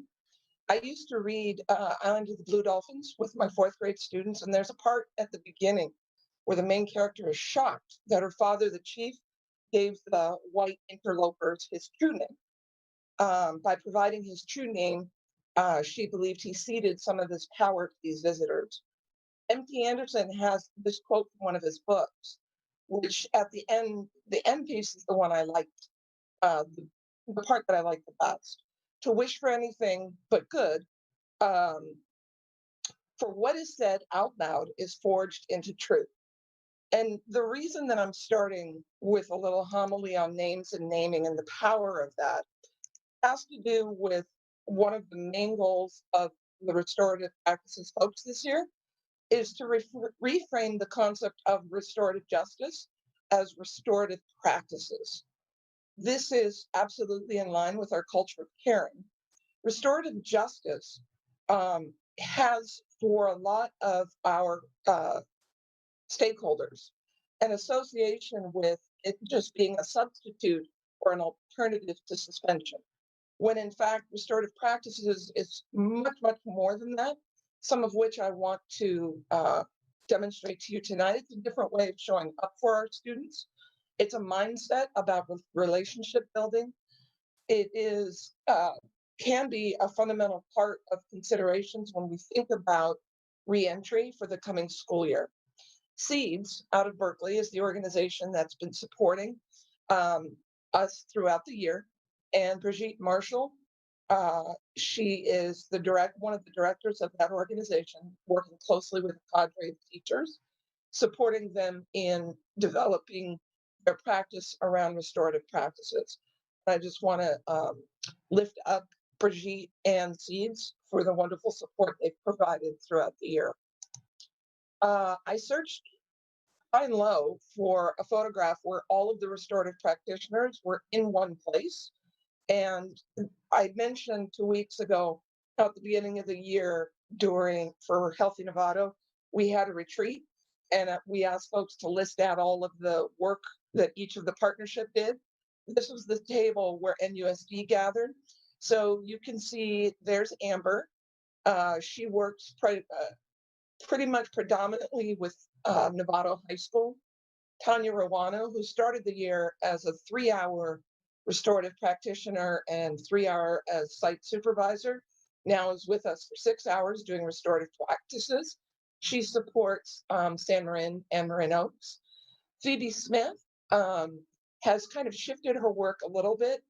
She is, amongst my restorative practitioners, the only certificated teacher. So she does a lot of focus on teacher coaching and training to our school site. We are fortunate enough to be able to onboard a new member of our restorative practitioners team, Arib Sadat, who was approved by the school board, I think the week before we went out on break.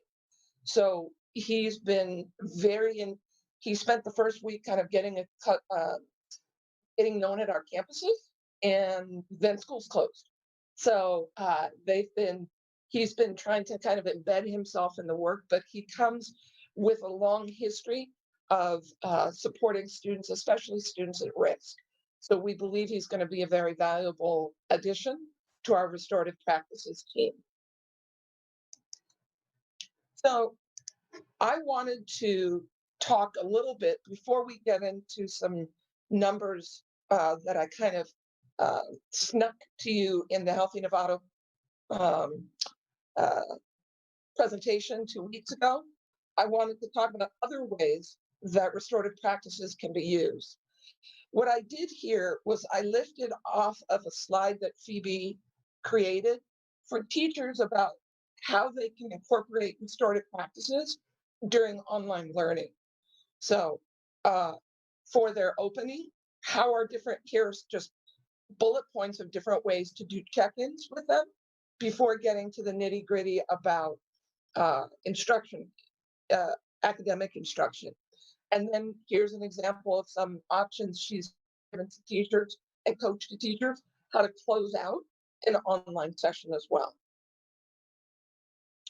So I'm going to try something that didn't go so well before, which is to share a wee video. And what you can see in front of you is the still at the beginning. There's Phoebe on the side, and she's dropped into one of our teacher Zoom classes to provide some support and coaching.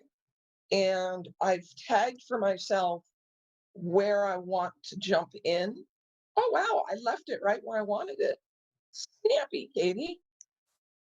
So let's see what we can hear. Thumbs up? We want to be really authentic in what we're saying to people, because that's what they tap into. So they're like, oh yeah.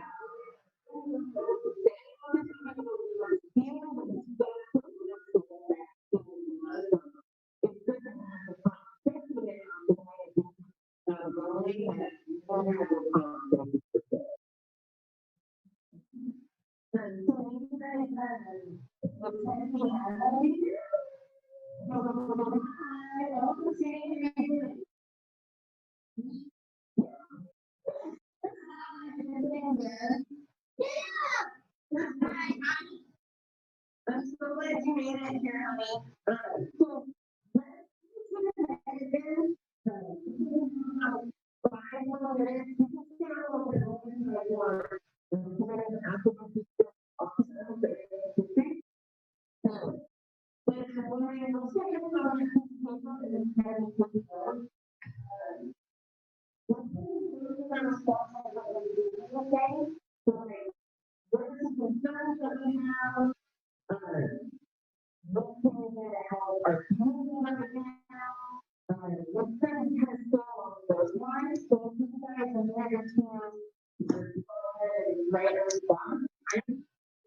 So I wanted to stop there and just comment on the fact that what she's doing is coaching some very higher learning student advocacy, thinking, and resilience skills, right? So we know this is difficult times. What are some advocacy pieces that we can consider for our peers? And I want to keep moving along because I know my time is limited. Amber Yang is very, very visual. And so when she works with students, she utilizes her really, really good visual skills to create strategies and illustrate them for students that she supports. So you can see that there's a resilience circle around Chris, and she pulls out of students, what are some things that you need to do to be able to combat all of these things that you perceive as negative? Moving right along. This is just a snippet I stole from Tanya Ruano when I asked for my restorative practitioners during remote learning to respond to 3 prompts. Few joy moments since the school closure, something that they're proud of, and main priorities for the week ahead.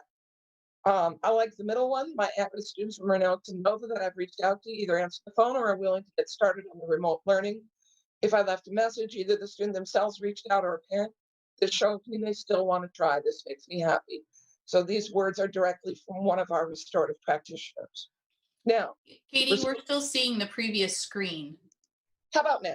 There we go. Yeah. I'm cheating because I have my notes underneath my camera, so I have to advance both screens for me to catch up and make sure. So because I want to read and pretend like I know this right off the top of my head. But there's the quote in the middle that now you can see. Yeah.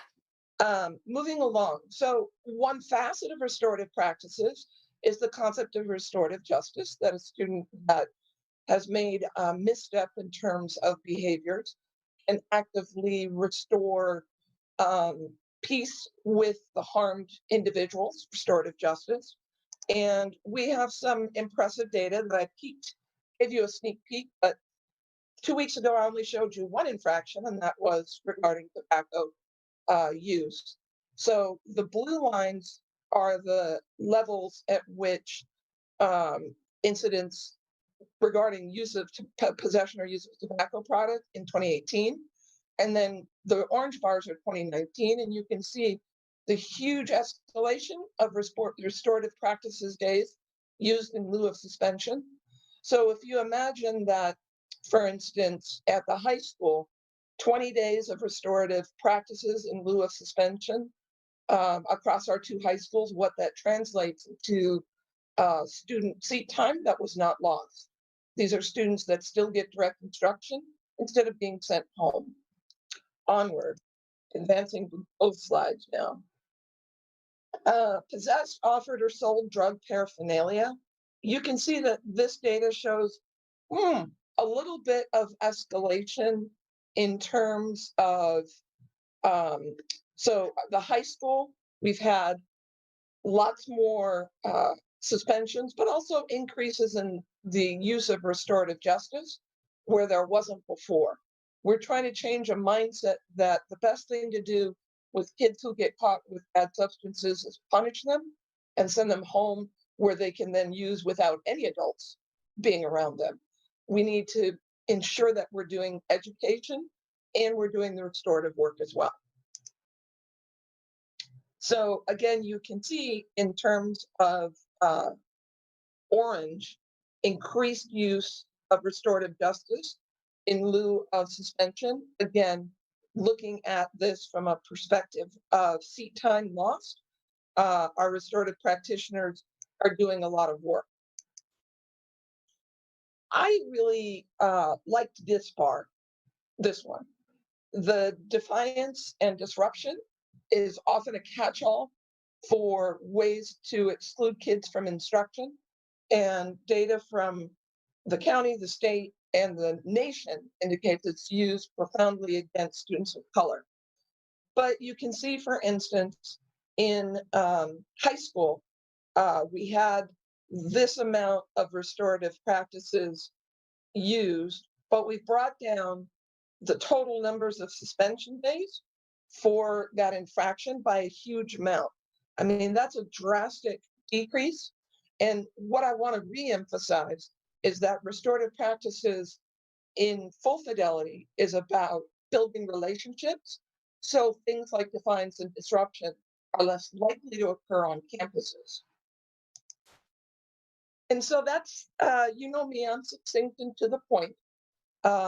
In terms of moving forward next year, we want to we're going to continue working with SEEDS, and we want to bring more capacity to site leaders in terms of thinking about restorative practices and what that looks like on their individual campuses, as well as building another cadre of teachers and begin looking at embedding teacher leaders, one at each school site, because my restorative practitioners are hardworking and devoted, but 4 doesn't divide very nicely into 13 schools. And we need to start building capacity at school sites to continue this really important work. So I am at the end of my presentation. I appreciate you with your patience in terms of fumbling with my technology, and I will mute myself and be open to any questions. All right, thank you. Trustee Gasson. Thanks for the presentation. I actually, when you were going through it, I had a thought. I was trying to figure out, when did we have the school resource officers start? I'm going to allow Dr. Koska to answer. What year did they begin? That was the beginning of last school year. So they've been on board for almost 2 years. Okay, that's what I thought, because I was looking at it like on the possessed, use, sale, controlled. So there was a couple of like upticks for 2019, and it occurred to me that we just might also have, you know, they're helping us identify situations as well. Would that be correct? I'm going to roll with that, but I'm also going to, you know, we were unable to do California Healthy Kids Survey because we went on lockdown. And I'm going to be very eager to look next fall when we do the survey to see if there's a difference in terms of self-reporting about vaping and tobacco use. Okay, cool. Thank you. Any other board members? No, I don't see anybody else. Thank you, Katie. I know work is evolving all the time, and it's important work that we're doing outside of the education we provide. This is one of the most important things we do. So thank you for continuing to update the board, and please continue to do so. Thank you, everybody. Have a good evening. And again, I appreciate your time and your patience. Thank you. Thank you. All right, moving on to, this is item 9B, Local Control Accountability Plan. This is an update. Dr. Carter. I've actually got the intrepid Susie Hirschfield here. Oh, that's right. Sorry, I see your name on there. Really deep dive on the legal requirements in this time of transition, and so I'm going to turn the time over to her. Okay. Hi, Susie. Hi. My name is Susie Hirschfield, and for those of you who don't know me, I am the coordinator of accountability and assessment. So this evening, I just wanted to go over with you the handout that I gave you regarding the latest updates for the Local Control Accountability Plan, which we all call LCAP. And so just a couple of reminders that the plan the LCAP is what holds the accountability for local control funding is held in the LCAP. It's a 3-year plan that's reviewed annually. And the plan describes key goals, actions, and the means how we measure progress. And most importantly, the LCAP remains in place. It hasn't gone away. And so the timelines and the accountability requirements have changed to support responding to COVID-19. So before COVID, NUSD, getting all our little ducks in a row for this year. And the goal was to, like I said, it's a 3-year plan. So the goal was it finish the 1920 year, review everything, and embark on a new 3-year plan using the State Board of Education templates.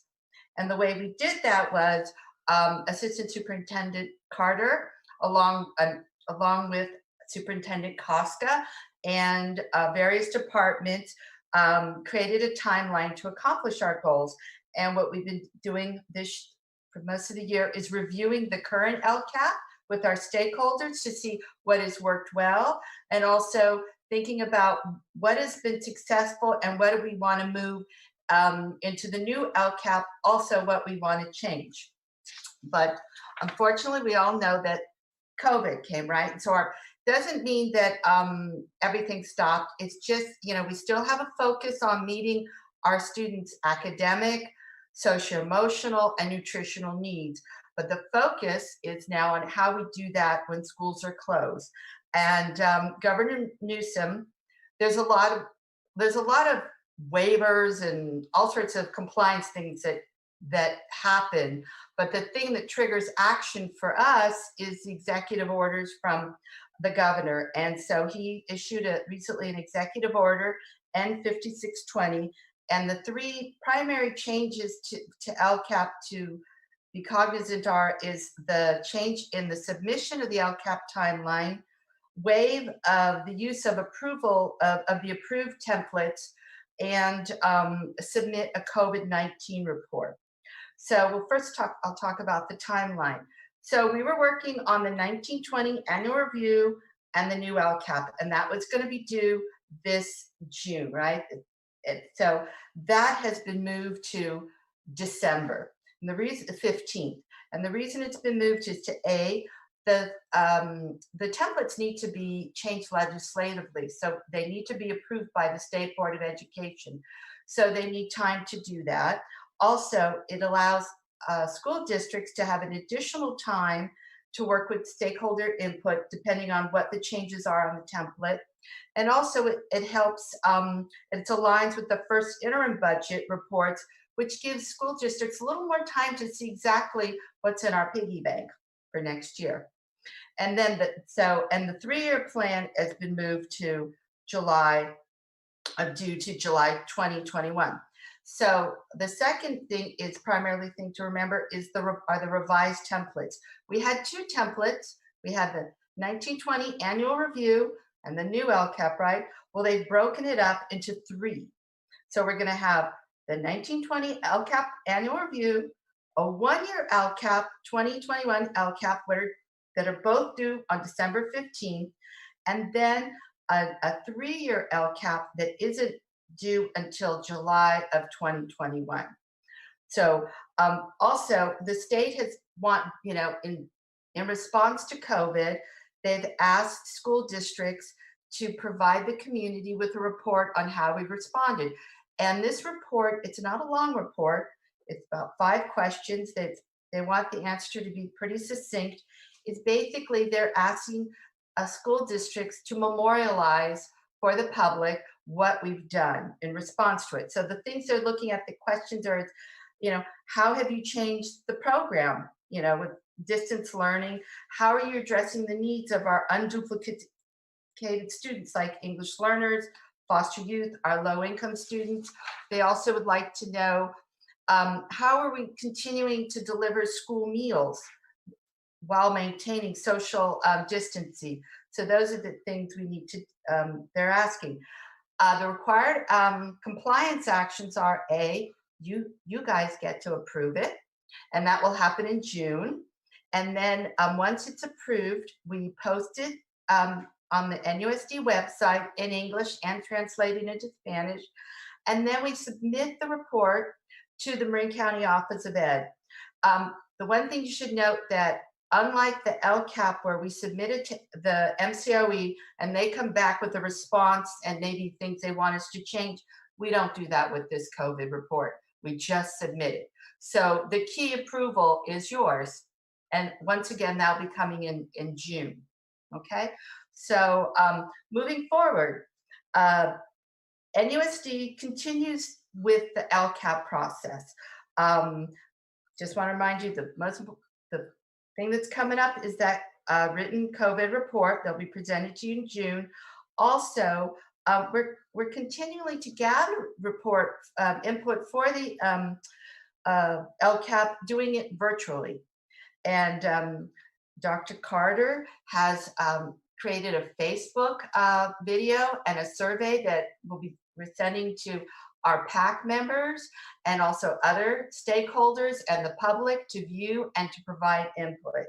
And the final thing I just wanted to remind everybody is that the legislation associated with LCAP is big. There are lots and lots of pieces. There's federal, there's state, there's all sorts of things. And right now, that's not new. That's what's happening that's new is all of these programs are making changes, and they're making them in different manners. And the information comes from a variety of programs. It doesn't come to us in one neat little email. So what we're doing is working closely with our various departments like fans and business, and we've embarked on creating a dynamic document that's going to hold all this information and to document how the situation develops and what needs we're going to need to fulfill to be compliant with the final LCAP plan. So, yeah. All right. Questions from the board? Anybody? So this is an update on the next steps that we'll be taking because things shifted with COVID. Trustee Millerick? Susie, thank you so much for doing this. This is just trying to keep track of all of the different things we have to stay on top of. I really appreciate the diligence that you've applied to this, and thank you for the work. Well, thank you, but I'd like to say, I mean, and especially in situations like this, I know people don't like to hear the expression, it takes a village, but it's a lot easier with the village. And when we're creating this document that we're talking about, it's really nice because we're going to have not just one set of eyes on it, we're going to have multiple set of eyes. And I think that's how we're going to be truly able to stay on top of all of these multiple changes. Superintendent Costa? Great, thanks. If I could just add something really quick, and then I'll mute Susie's microphone. Susie is usually, that was a joke, Susie. Susie's usually one of the behind the scenes people. You know, she's not somebody who wants to be in the limelight, but she's somebody that deserves to be. The work that she does around compliance, around keeping us out of trouble, around making sure that we're spending the dollars to serve the kids that we're receiving the dollars to provide, does so much for our district, and it often goes unnoticed by those who don't have the privilege to work with Susie. And one of the things that I say about Susie often when I'm talking about the work that she does is she does the work that none of us want to do. It's really the in the weeds, working with the compliance, making sure that we're understanding how we're supposed to spend the dollars, making sure that we're spending out of the right bucket for the right programs, making sure that we're leveraging every dollar that we can as much as we can to serve our kids. And so I don't get a chance to publicly thank Susie for that work. So like I said, now I will mute her so she can't say, oh no, it isn't me, it's the team and blah, blah, blah. But, Susie, we appreciate you. Can I bring my 93-year-old mother in here and you can repeat that for her? It's recorded. It's recorded. Give it to her for Christmas. Yeah, you'll have it forever now. Well deserved. Yep. Thank you very much. Okay, no more. If anybody doesn't have anything else, we'll continue to be updated. And like she said, that'll come in June will be the written report that we have to submit on what we're doing through this COVID-19 in relation to the LCAP. So, all right, we'll move on. And this is our, the next topic is 9C, excuse me. This is our special education. Angela Chrysler will be joining us. And this is another update of special ed and the changes with COVID-19 and how that affects our special ed program. Hi, Angela. Hey, good evening. I'm going to share my screen with you. Can everybody see that? Yep. Great. So I'm going to talk a little bit about special education during COVID-19. There's a lot to talk about, but I've got a time limit for tonight. So if there's anything, I'm happy to come back in June and share more if there's more questions that you have after tonight. I'm going to start with a little bit of a vocabulary review on some of the acronyms that have been flying around the lingo and SPED always, but more recently. So FAPE is Free Appropriate Public Education, which is the cornerstone of the IDEA, which is the Individuals with Disabilities Education Act, which details that each eligible child with a disability is entitled to a free, appropriate public education, which emphasizes special education and related services designed to meet the child's unique needs and prepare the child for further education, employment, and independent living. So when a child meets the eligibility of one of the 13 handicapping conditions and needs special education to benefit, FAPE is achieved by providing the child with a unique combination of special services, which is written into the IEP plan. The services can include accommodations such as adaptive equipment, transportation, services for academic needs, special education language services, occupational therapy, and other modifications to make the learning opportunities accessible. And that's just a very brief list. The next acronym is LRE, which stands for Least Restrictive Environment. So to the maximum extent possible, children with disabilities are educated with children who are non-disabled. So that is a child with special needs. We ensure that they're grouped in a classroom with their peers where they will achieve the highest academic and social progress. Alternative settings for children with disabilities other than regular education environments occur only when the nature of the child's disability is so severe that the education in regular classes, even with the use of supplementary aids and services, cannot be satisfactorily achieved. So I just shared again with you, you've seen this before, is the continuum of services that are available to our students. We're now moving from vocabulary to history. This is a brief historical timeline since the executive order was signed on March 13th with Governor Newsom. And at that time, he issued a request to CDE for guidance, ensuring that students with disabilities would continue to receive FAPE during COVID-19 in the launch of distance learning. And then a week later, CDE came through with that guidance, which stated that if the district can continue to provide special education and related services as outlined in the IEP, either through FAPE or with an amendment, that the district should continue to do so. And then on April 9th, additional guidance came through that even in the event of the physical school closure, that the IEP was still in effect, and that to the greatest extent possible, schools should be providing those services through alternative ways. And the greatest extent possible means that the district is responsible for providing the documentation of the resources that are available and all of the services that were delivered, not delivered, accessed, not accessed during distance learning. And then on April 27th, Secretary Betsy DeVos with the United States Department of Education notified us that there would not likely be any efforts to provide waivers for FAPE and LRE through IDEA. So we know that that still stands true, and it's our obligation to provide those services for our students. So what does that mean in the face of distance learning? The week prior to March 16th, which was when we launched into distance learning, our service providers coordinated service schedules to ensure that the current offer of FAPE pre-COVID-19 was doable and manageable. And then families were contacted by that first Tuesday that we launched distance learning. And every effort was made to transition as seamlessly as possible to the alternative methodologies for service delivery. And so while there were some obvious expected challenges, for example, access to devices or Wi-Fi, as we began to traverse distance learning, we were made aware of other roadblocks that were impeding the delivery of services in totality.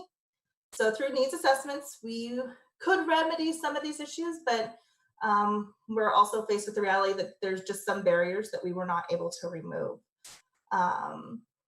For annual IEPs and through the amendment process, case managers are working with students and families to design distance learning plans, which we are providing in the notes of the IEPs or through amendments. And our efforts to create these distance learning plans is a proportional strategy.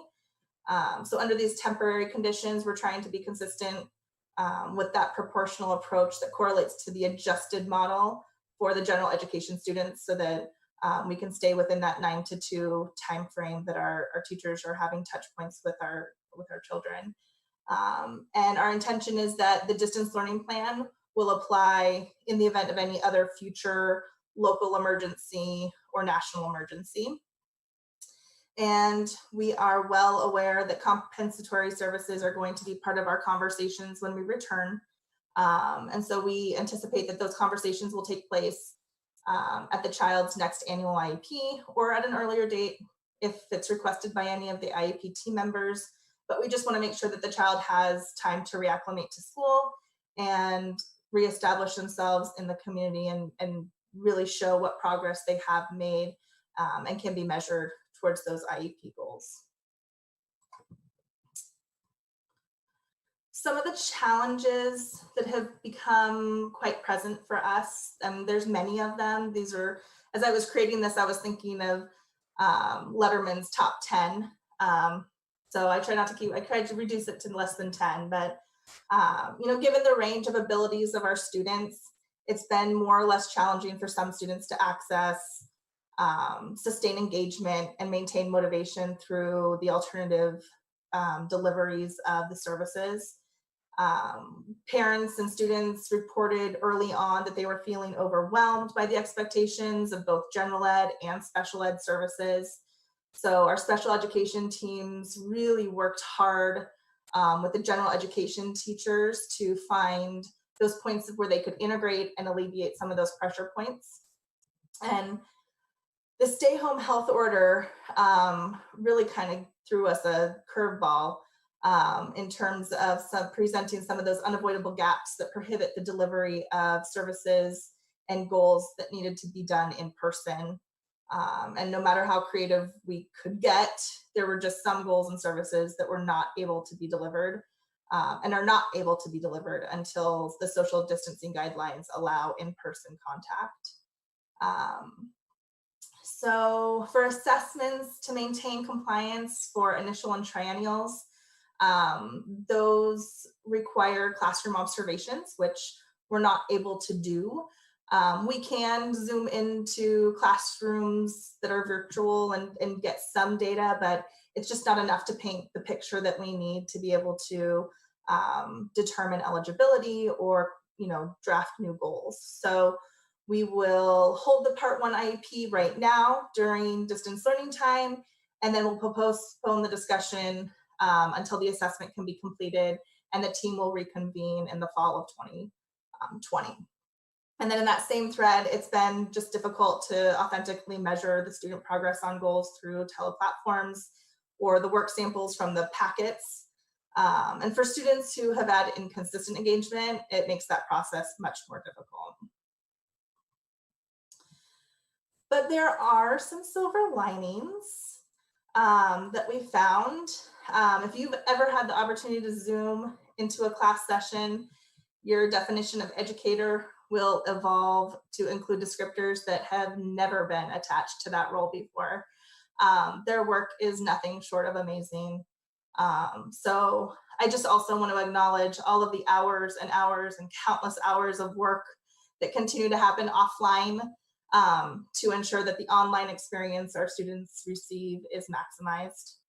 Our parents and family members have stepped into significant roles that support our students.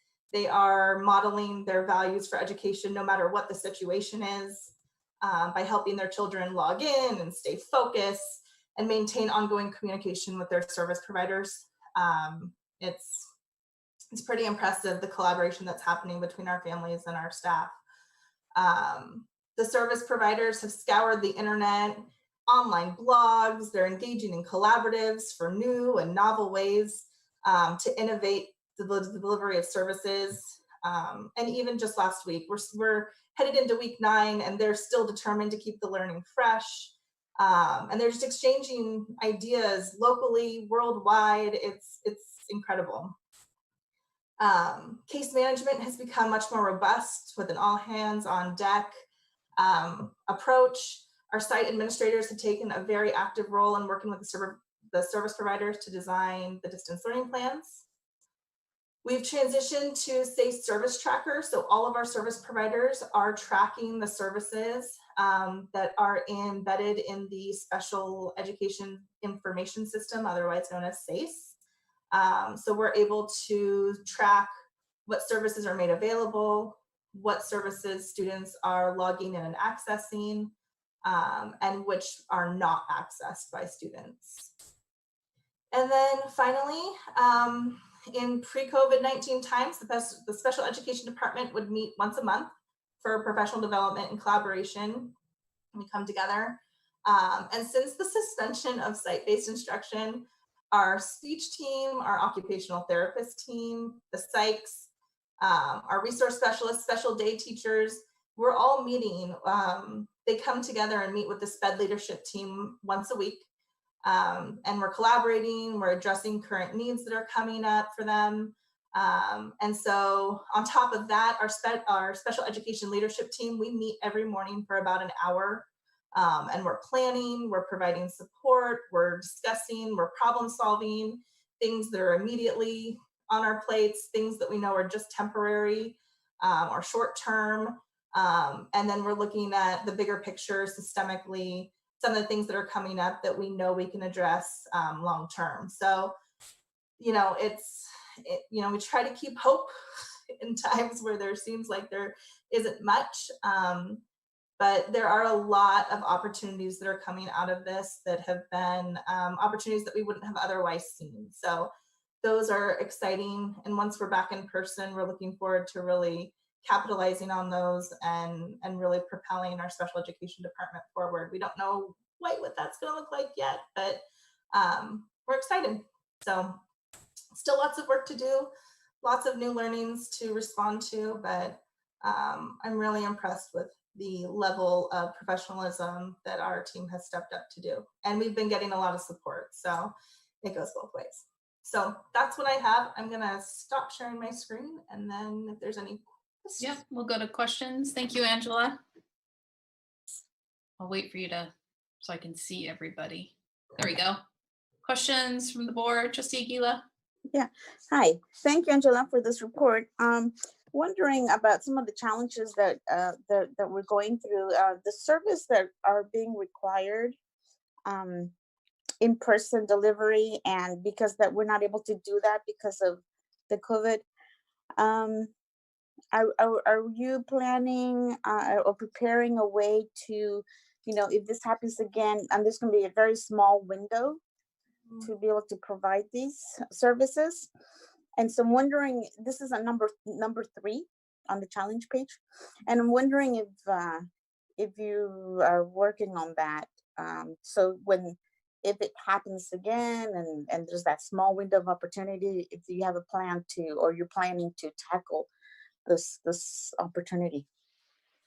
So what that mostly relates to are the one-to-one paraeducator services where students are getting support from an adult in the classroom setting, where the para educator is providing prompts for the child to stay on task. And unfortunately, because we have to stay 6 feet apart, it makes it very difficult for that adult to sort of blend into the setting, provide those prompts. So we are always looking at what other districts are doing or what other agencies have done to address and resolve some of these hurdles. And, anything that we are able to take and apply to our current situation, we are willing to do. But there are just some things that the law prohibits us from doing at this point. Right. But when that small window of opportunity comes, I was just curious if I'm glad that you're looking into how others districts are doing it. to be able to tackle it. My next question is, for these opportunities, are you finding that, trying to look at the positive, and this is more of a parent involvement question. I know this has to be really hard for the parents if it's not already already hard as it is, but wondering if, I know one of the challenges for the parents was that they didn't have enough time with their students. And so I'm just trying to look at the positive. If the parents are, what is your feedback on the parents? I guess that's what my question is. I would say it's across the board. I would say parents are feeling overwhelmed. You know, they're working in capacities that they've never worked in before, that our staff has years and years of training to do. Others are very grateful. They're Zooming in with their kids and they're being able to take what's happening in a Zoom session and extend that after the Zoom session has ended. They're learning more about what their kids are learning and their school experience than they ever have before, because they get to be right there and live and breathe it with their child. So, you know, there's a lot of gratefulness. There's a lot of overwhelm. It really is spanning the gamut. And so when we hear that there's overwhelm and there's stress in the system, we want to work with those families and make sure that we can do whatever we can to partner with them to alleviate that. Yeah, well, great. It's good to know that feedback. And I'm wondering about the student behavior versus, the behavior differences between the school environment and the home environment.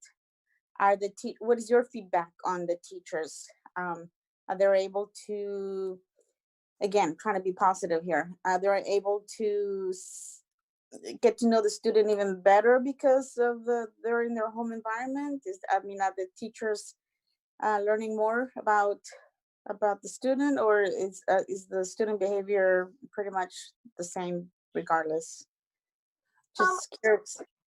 I think it's different depending on the student. It's different depending on the teacher, because we're all sort of experiencing this experience the way we are experiencing it. I don't know how else to say that, but when, teachers are Zooming in with their students, there's always a couple minutes there while we're waiting for people to log on and we're waiting to launch the session, so to say, and people are engaging in conversation about what's happening, what's coming up for them, what's happening in their household. So there are more opportunities that I think are happening in terms of the soft side of learning and getting to know students intimately in a different way. Yeah. And in terms of behavior, it's tricky. Think about the fatigue that we all have at the end of a day after we're, Zooming back to back to back to back. It's hard to stay engaged as an adult. And so we really rely on the other people in the home to help students stay engaged and stay motivated. I zoomed into an early intervention where the occupational therapist, the speech and language therapist were all, it was like a 3-ring circus, and they had 3-year-olds and their parents glued to the screen like it was a TV show. And the kids were getting like this phenomenal experience. It was amazing. I'm like, my cheeks hurt after the 30 minutes because I was smiling the entire time. That our professionals really pulled it together in times where, they had to transition and pivot really quickly into this distance learning that nobody really had any experience with. And it's very magical what's happening. So, and I know that's not everybody's experience. Right. And thank you so much for all the work that you guys do. It's very, very difficult. Thank you. Any other board member? This was a timely report. I think there's so much work into this. I did a webinar last week, I think it was, and they said basically document everything.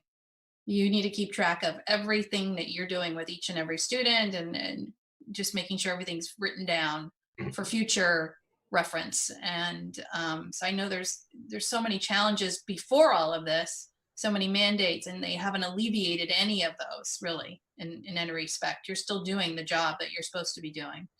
And there's not much lenience in that. I appreciated your special ed newsletter that went out on Friday. So thank you for doing that and continuing to update our families. And I think continually doing that through this is super helpful. So, because there's information all over the place and you kind of put it all together and you provided some resources for families. And they are, desperate for those, for any type of resources that they can refer to. A webinar or a Facebook Live, whatever you can provide is essential to them. So thank you for doing that. And then I noticed that you're trying to do the extended stay year. Is that correct? Yeah, so we are in the process of working on designing what that's going to look like. For students that were eligible, the registration forms went out. We're still gathering those back. The deadline was was May 15th. It was Friday. And so we had a very minimal response. But we are still working through teasing out and fleshing out the details in terms of what is possible on site and what in person, and what it might look like through distance learning. So we anticipate coming to a decision in regards to that or at the end of this week or early next week, so that we can really move forward full steam with the planning for that. Okay. Trustee Miller? Angela, thank you so much. Quick, simple question. Your team is taking a huge load on dealing with the student requirements that are not only mandated by law, but are the right thing to do for these students who benefit well from the social interaction of school and are probably challenged more by isolation. How's your staff holding up? It comes in waves. There are some weeks that are good. There are some days that are great. There are some days that are hard, and there are some weeks that are long. So, we try to keep as much positivity in the system as we can by still being real and acknowledging that this work is hard. And, we all say, don't we wish we could just go back to when life was just really hard, And it's, they show up for their kids every single day, and they show up with a smile, and they give them 110% of themselves, and they are exhausted and they're wiped by the time 2 o'clock comes, and they still have more work to do to get ready for the next day. And you're gonna go into summer for the extended care. And we just keep rolling. Well, what my thank you. Pretty impressive. Thanks. Thanks. All right, seeing no more questions or comments. Thank you, Angela. Appreciate it. All right, we'll move on to our last staff report, 9D. This is the Measure G bond, Phase 2 elementary school allocation plan. There's Mike.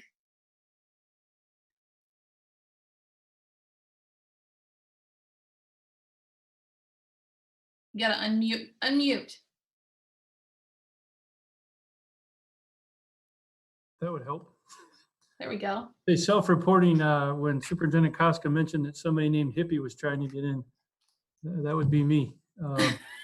My lovely coworker was having fun with me on a previous Zoom meeting this afternoon. So apologize for that. Well, I know you all have had a lot of information thrown at you, so I will make this quick as I can. There's a lot of slides, and put you over here. Okay. So there's a lot of slides, but a lot of this is review, and I will obviously not going to read everything, but want to go through.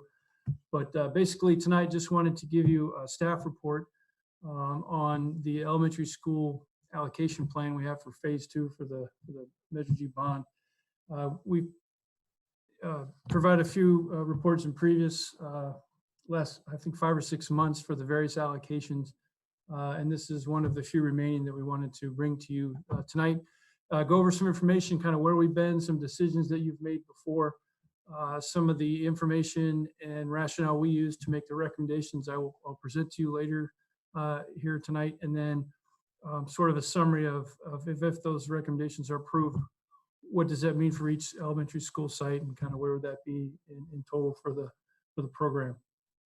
I'm happy to answer questions as we go, or if you want to wait till the end, either way works for me. So if I'm going too fast, please tell me to slow down. So basically I just did the agenda slide. Oh, but basically just kind of want to keep you in the loop of where we've been and then where we're going. So first, things obviously we've approved, the master plan, the bond. Obviously we used the bond implementation committee to get us started on this phase 1 projects. We've actually completed some. The phase 1s, are working on others. You approved the addition of a couple other projects in phase 1 with some AC projects and turf fields at Model High School.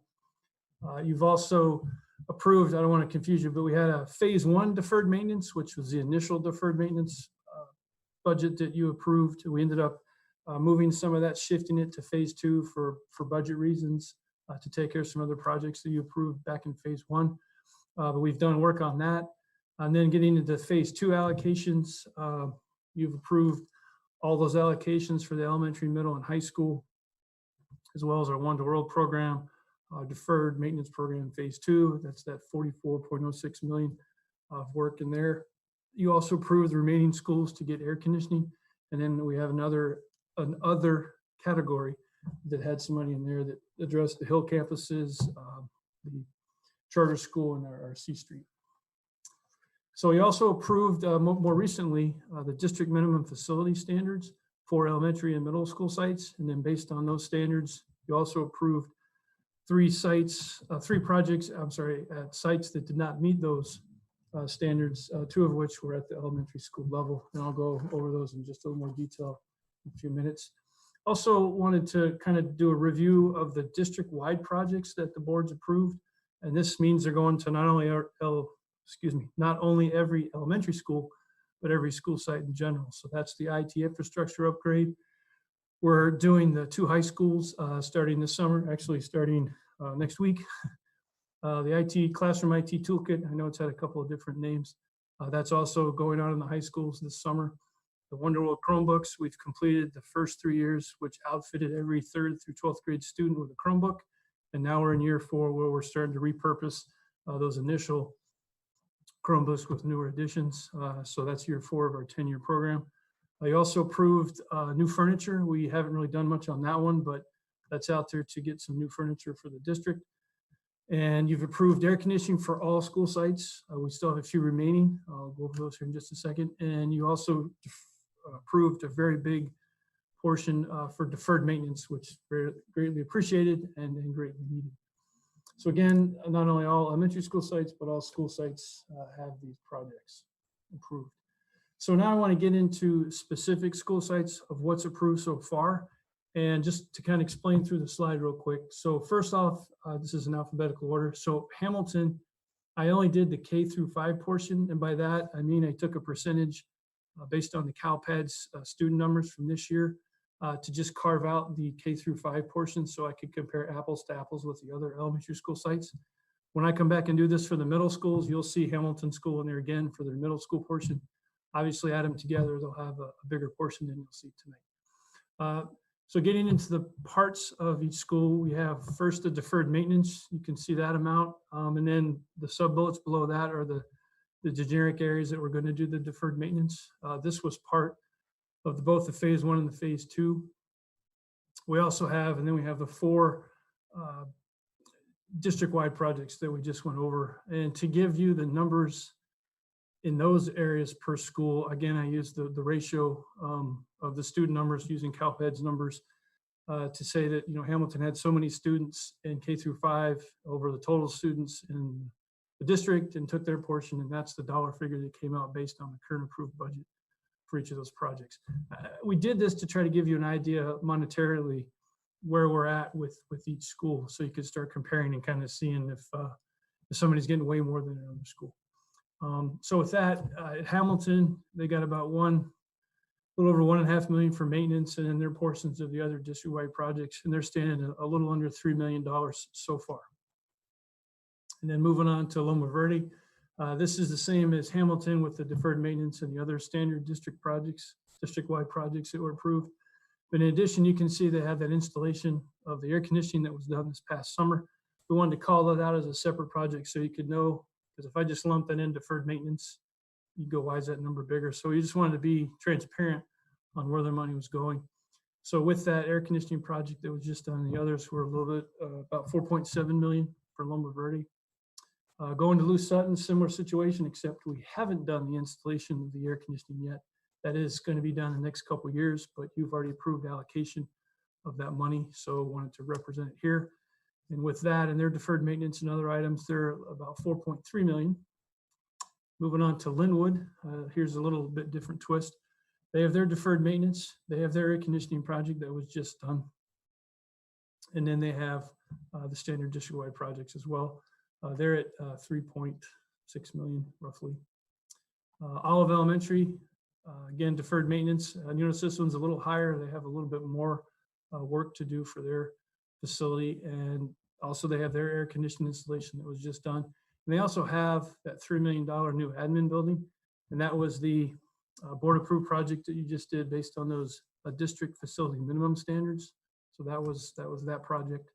And that's to move their admin building from the back of the school to the geographic front of the school that you made a standard. With all those numbers added up, they're about $8.4 million. Moving on to Pleasant Valley, we have a similar situation. They have deferred maintenance. This one is a bit high as well because they have a lot of HVAC equipment that's existing, but it's very old and needs to be replaced. And that happens a couple of years later, so you have some inflation involved as well. And they also have that Fans Kitchen project that was another district facility minimum standard that wasn't met. So that was $2 million that you approved at a previous meeting. And then their portions of the district-wide projects, and they're up to about $6.6 million. Rancho, they have deferred maintenance, their air conditioning project that hasn't happened yet, but will be in the next couple of years. And their portions of the projects, and you have about $5.1 million. And with San Ramon, they have their deferred maintenance, plus we called out the roof installation so you could see that that wasn't all just lumped in deferred maintenance. And then their portions of the district-wide projects, and you're about $5.9 million. So with that, wanted to move into kind of a review of where we're at with this elementary school allocation. So if you recall, you approved a $26 million allocation for elementary school. And with the approval of the admin building in Olive and the new kitchen at Pleasant Valley, it's $3 million and $2 million respectively. We're down to $21 million in that allocation. And what do we want to do with it? So before I give you the great plan we came up with, wanted to give you a little background on how we arrived at those recommendations. So some of the rationale, we looked at facility condition. I even looked at some of the facility condition assessments that have been done at the elementary school sites. We looked at the age of the schools. We looked at some construction efficiencies. By that, I mean, if you do multiple projects at one site, you save some money. You can mobilize and demobilize once. You get some of those efficiencies that reduce the budget. And of course, we looked at the bond implementation committee recommendations as well, which had some really good recommendations early on in the bond program. So kind of using those as starting points, we sort of developed a table. So looking at the age, if you go chronologically, oldest to newest, the age, part of Hamilton was built first, tied to the base, and then the second part of Hamilton was built later on in the 60s, so they're up there twice. But after Hamilton, you have Olive, Linwood, Loma Verde, Lou Sutton, and on down the line. Just based on age, started construction at each site. Facility condition, this is where I went into the assessments. I used last year's assessment, which I'm sure you all have seen these. It takes about 6 categories. It doesn't look at everything in a school, but it looks at major components on the facility condition side, and it gives them grades of good, fair, and poor. So based on those, I created some weighted averages and came up with a table. And not much of a surprise, some of the oldest facilities had some of the poorest facility conditions or lowest scores on the facility conditions. So it's the lowest scores at the top to the highest scores at the bottom. So again, Olive and Linwood are at the top, followed by Pleasant Valley, Rancho, and so forth. And then if y'all recall back in the bond implementation committee discussions, some of the things that came out of that group was recommendations for campus renovations. And when they were talking about elementary schools, they had recommended that Linwood be first and then Olive be second as 2 of the oldest schools in the district. So taking this information and compiling it together and sort of looking at the existing conditions, we came up with two massive site renovation projects that we'd like to recommend, and that is at Linwood Elementary School and Olive Elementary School.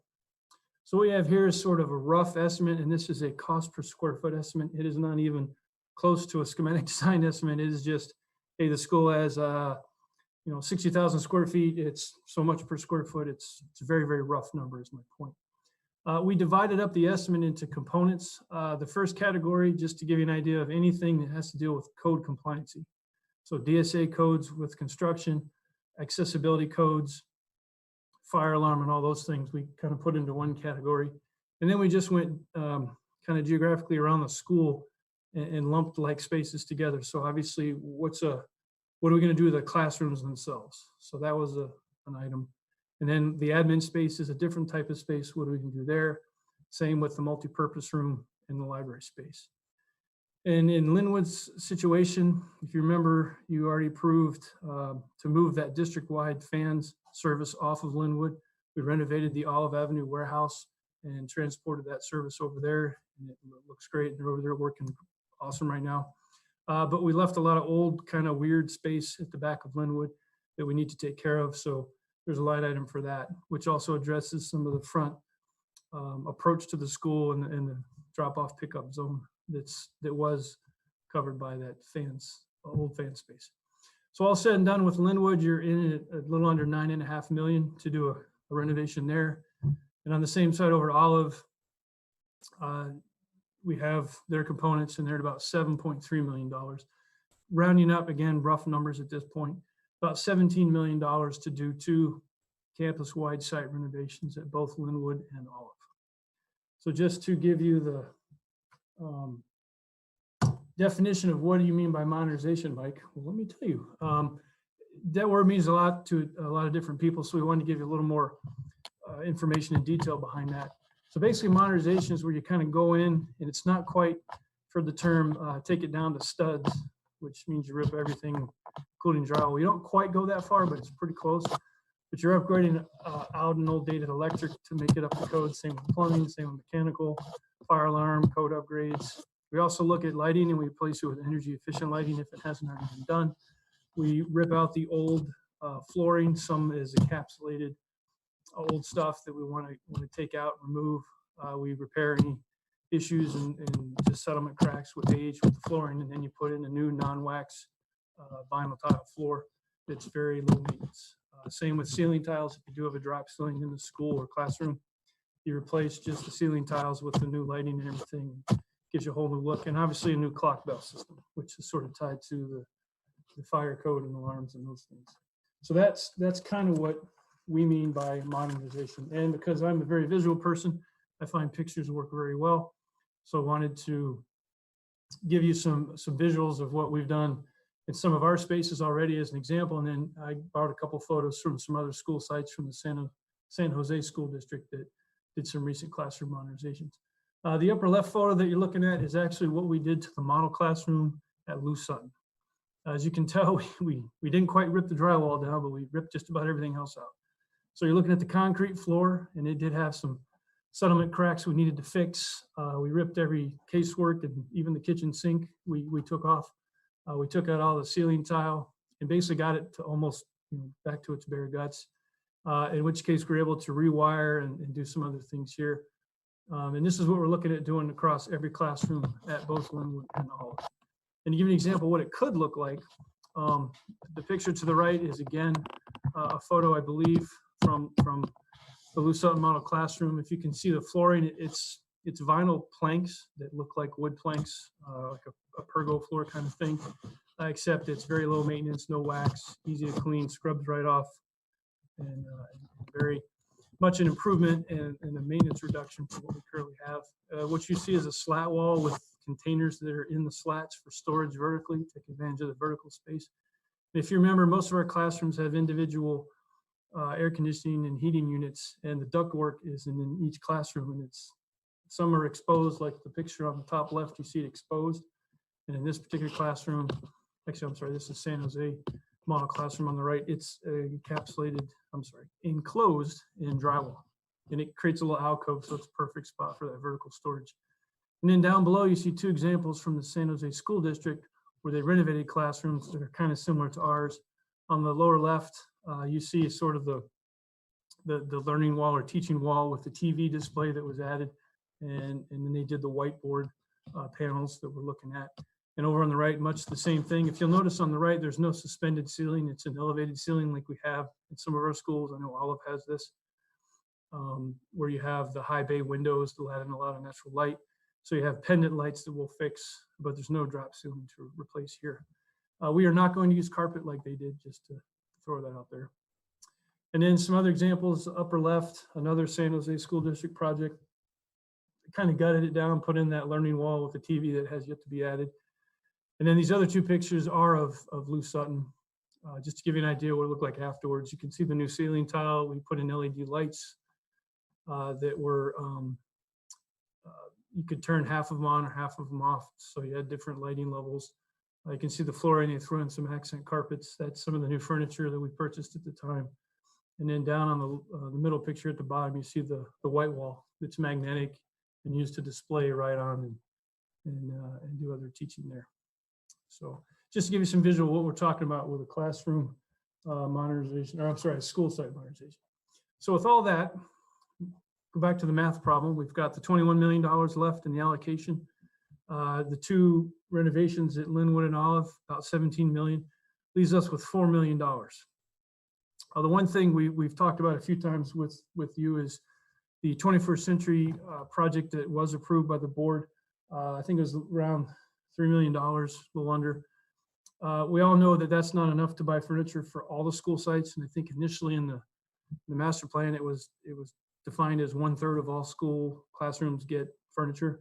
We believe if we put a little more money into that, combined with the fact that the furniture has been around a lot longer, or the newer furniture has been around longer, prices are starting to go down. We think and recommend that we take $1 million of this remaining $4 million, apply it to furniture. We can outfit every elementary school classroom with new furniture. So if we get that approved by the board, you're down to $3 million. And because we'd like to give some school sites some opportunity to purchase some stuff or get some stuff that they would like, in the master plan, there were some other things that were purchases like playground equipment and such, that we think it would be a good idea to give school sites a little bit of money to do things that they feel are important. It might not rise to a district-wide level. So what we're recommending for that remaining $3 million is of the 8 elementary schools, taking out Linwood and Olive, who are getting full campus renovations. You take the 6 remaining schools and you divide the $3 million by the percentage of the number of students at each site, again, based on the 1920 CalPADS numbers. You end up with the lowest number of student school gets $417,000, and then the highest student numbers gets $595,000. So you give that to the site and you say, hey, here you go, let's get something that you want for your specific site. I give you the caveat that that still has to be aligned with or in compliance with the Measure G bond language, and obviously aligned with the district standards.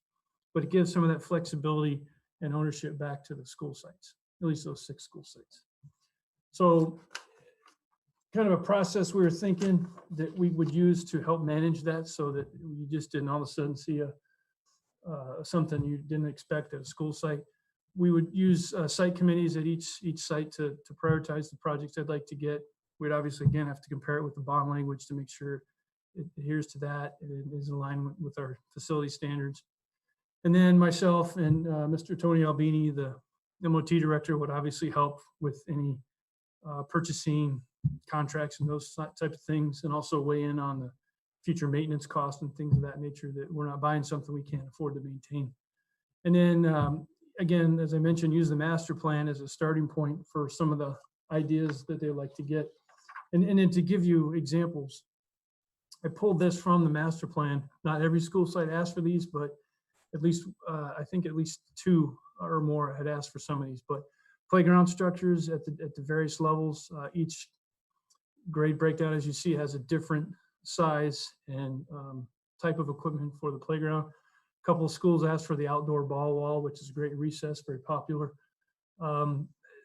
Some sites that weren't exactly excited with their existing kitchen might have an opportunity to improve the speed line or some other components of that.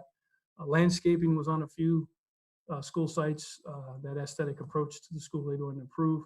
Obviously, the outdoor shade structures, some outdoor furniture or outdoor learning spaces are good ideas, and we're on there. Some school sites had electronic signs. I know since then, most of not all have utilized PTA help and fundraising to get those, but if they like to get a new and improved sign, that's an option. Goes to that front curb appeal. Library modernization, and by that, you know, some new paint, new furniture to make it more like an innovation center, which again was on a few school sites in the master plan. And then doing something with a multi-purpose room, and I don't mean knocking down walls or a massive project that requires big DSA review and approval, but some paint, furniture, minor things inside that we could do would also be a good idea, we think, to use this money for. So with that said, give you the grand finale. If these recommendations are approved by the board, this is what the totals would be for each site based on what we have in this presentation. So again, Hamilton School is just K through 5. The middle school is going to have another portion, so they're going to be upwards over $5 million plus. So please don't think that they're low, because it's just part. I just wanted to give you apples to apples comparison. But you got Hamilton at about 3.5 million, Loma Verde's about 5.2, Lou Sutton 4.8. As you can see, Linwood and Olive are higher because of those two site renovation projects. So Linwood's at 13, Olive's at 15 because they had that renovation plus the new admin building there. Pleasant Valley's a little higher at 7 because it has the kitchen project that was approved. And then Rancho is at 5.5, and then San Ramon is at 6.5. So all said and done, if approved by the board, these recommendations and projects would equate to about $61.6 million of our $222 million bond would be allocated and dedicated to the elementary schools. So with that, I know that's a lot of information, a lot of numbers. I'm more than happy to answer any questions or clarify anything that came across as confusing or with my tongue-tied presentation. Thanks, Mike. Okay, board members, I can only see, Trustee Millerick. A couple of questions just to start us off. This is in the staff report section, not in the discussion action section. So are you looking for us to commit to these numbers tonight, or is this the first time we get to look at them and then we review them and see them again a second time? What's your Exactly. I apologize. I meant to say that the last bullet I should have ended with was our next steps are we present this to you tonight as a staff report just to present the data and answer questions to clarify. We're going to bring it back on June 9th board meeting for a discussion action item for a vote at that point for approval. Okay, so circumstances in the district are pretty different than the time we spent we put a bond measure of 222 million forward. We have significant uncertainty in the plans going forward. This model that I see in front of me, and I would like to have these to study, looks like the square footage numbers model. You're still doing top-down planning. We haven't gotten to the point where we're doing actual specific projects up from the bottom. And we haven't had individual campuses look at the specifics of this. So it seems to me there's work left to be done. Spending $61 million out of the 22 for elementary school seems fine to me, but I guess I just need to reflect on this more than tonight. So, and there's a good chance one of those, we're going to end up closing the school. We talked about it before. We have circumstances coming before us that are very different than we had before. My inclination is to go slow on this a little bit while we consider the other things that are coming at us. And there was a couple of questions that I had in terms of the classroom. And you remodel the 2 campuses.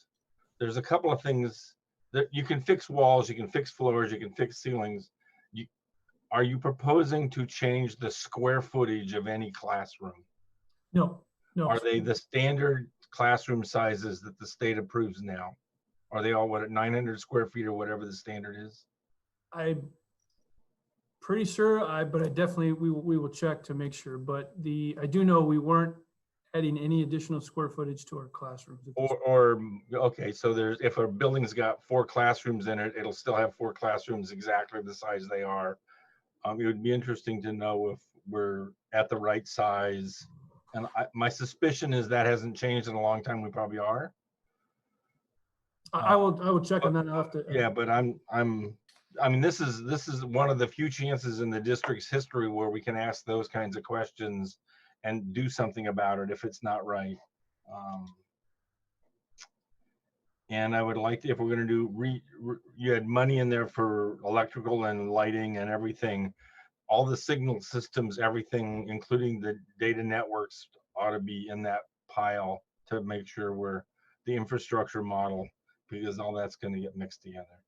Yeah, those are my thoughts so far. This is a lot of information to absorb. Thank you. I'll defer back to Debbie. Trustee Gasson and then Trustee Mack.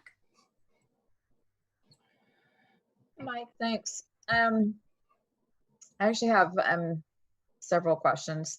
My first actually is in reference to something that was sort of brought up by Mariah Fisher in the earlier comments, and it's within the consent item S, and it talks about the approved budget for the AC for the Loma Verde site for the administration office, and how it increased. And there's a statement that says, due to the COVID-19 health issue and limited subcontractor bidding. So I'm wondering, I know these are just kind of preliminary numbers, we're trying to lay stuff out. Do you think that that will be just a short-term little bump like we've had with the fires and stuff like that in terms of our costs? Because I just keep seeing stuff. I know we've had some amounts come in lower and we've been fortunate, but my biggest concern looking at this is like, what's our cushion? What's the padding in here? How long is the issue with COVID maybe going to impact that? That's a great question. And if I could answer that, I would be applying for the lottery right now. But from what we've seen, some positives from the COVID-19 positive, I guess, side effects from this are some things have become more competitive because some job sites had to shut down for a while, or some smaller, the competition got less or more, depending on how you want to look at it. And it drove some of the pricing down. We've seen that on a couple of our projects that came in significantly under our estimates. On the flip side, we've noticed a negative impact from the health issue is delay in supplies and materials from Mexico, from China, from other places, which if you can get it, it's more expensive than it was expected to be. And that's affected some of the trades to this point. And prime example is this one with the air conditioning at Loma Verde. One portion of that, the electrical work, came in way over our estimate, and we tried to figure out why, and there was no rhyme or reason. They just said they had a limited number of responses from an electrical contractor, and I think they took advantage. And I hate to say that, but there are some folks out there taking advantage of this health issue. So to answer your question as best I can, we think there's more positives than negatives from the health issue on the construction side of the fence. I don't know how long it'll last. I know as more things get open and things get more back to what they were before from the construction aspect, I think you'll see more of a leveling about what we expected. Just so you know, in our estimates, I know Ross just mentioned that, this is a very raw kind of square footage estimate, but we try to put a lot of conservative numbers in there. We do inflation at kind of a higher rate to make sure we capture, but it's not an exact science of cost estimating, as you all know. And sometimes, despite all of your hard work and effort, there's something just pops up that you just can't control or can't expect or forecast. So I think it's been mentioned, we've come out on the better end. We've had a lot more bids come under than we've had one or two that have come over. But it might appear erratic for a little bit until things level out. But as you all have heard, just like I have watching the news, we're hitting a smoother part now where things are a little bit on the decline, but they expect a short increase, I guess, maybe end of summer, and then come fall, another, and we're not exactly sure what that'll do, but we're trying to incorporate as much as we can in our numbers without being ridiculously conservative, so that we're giving you like crazy numbers. But I think from what we've seen, we're going to be okay with our estimates. I'm very confident and positive. And the construction firm we have with Greystone West, very, very much long years of experience and been through the recession we had in 08, 09. They've been through the fires. So they have a lot of experience to pull from to try to forecast as we get through this one as well. Sorry for the long-winded answer. Okay, thank you. A question I had too with the dollar amounts, and I got a little confused, was you pulled out $1 million for furniture, but you've got furniture in each of the school sites. So is it you just want an extra $1 million to cover the school sites in total? Sorry. So the portion that you saw in the, sorry, I forgot I'm still sharing this. I'm trying to get to one of the school sites. So the portion you see in Rancho, the new furniture, is that portion of the already approved 21st century furniture. I think it was a little under $3 million, and their portion of that would have been this amount.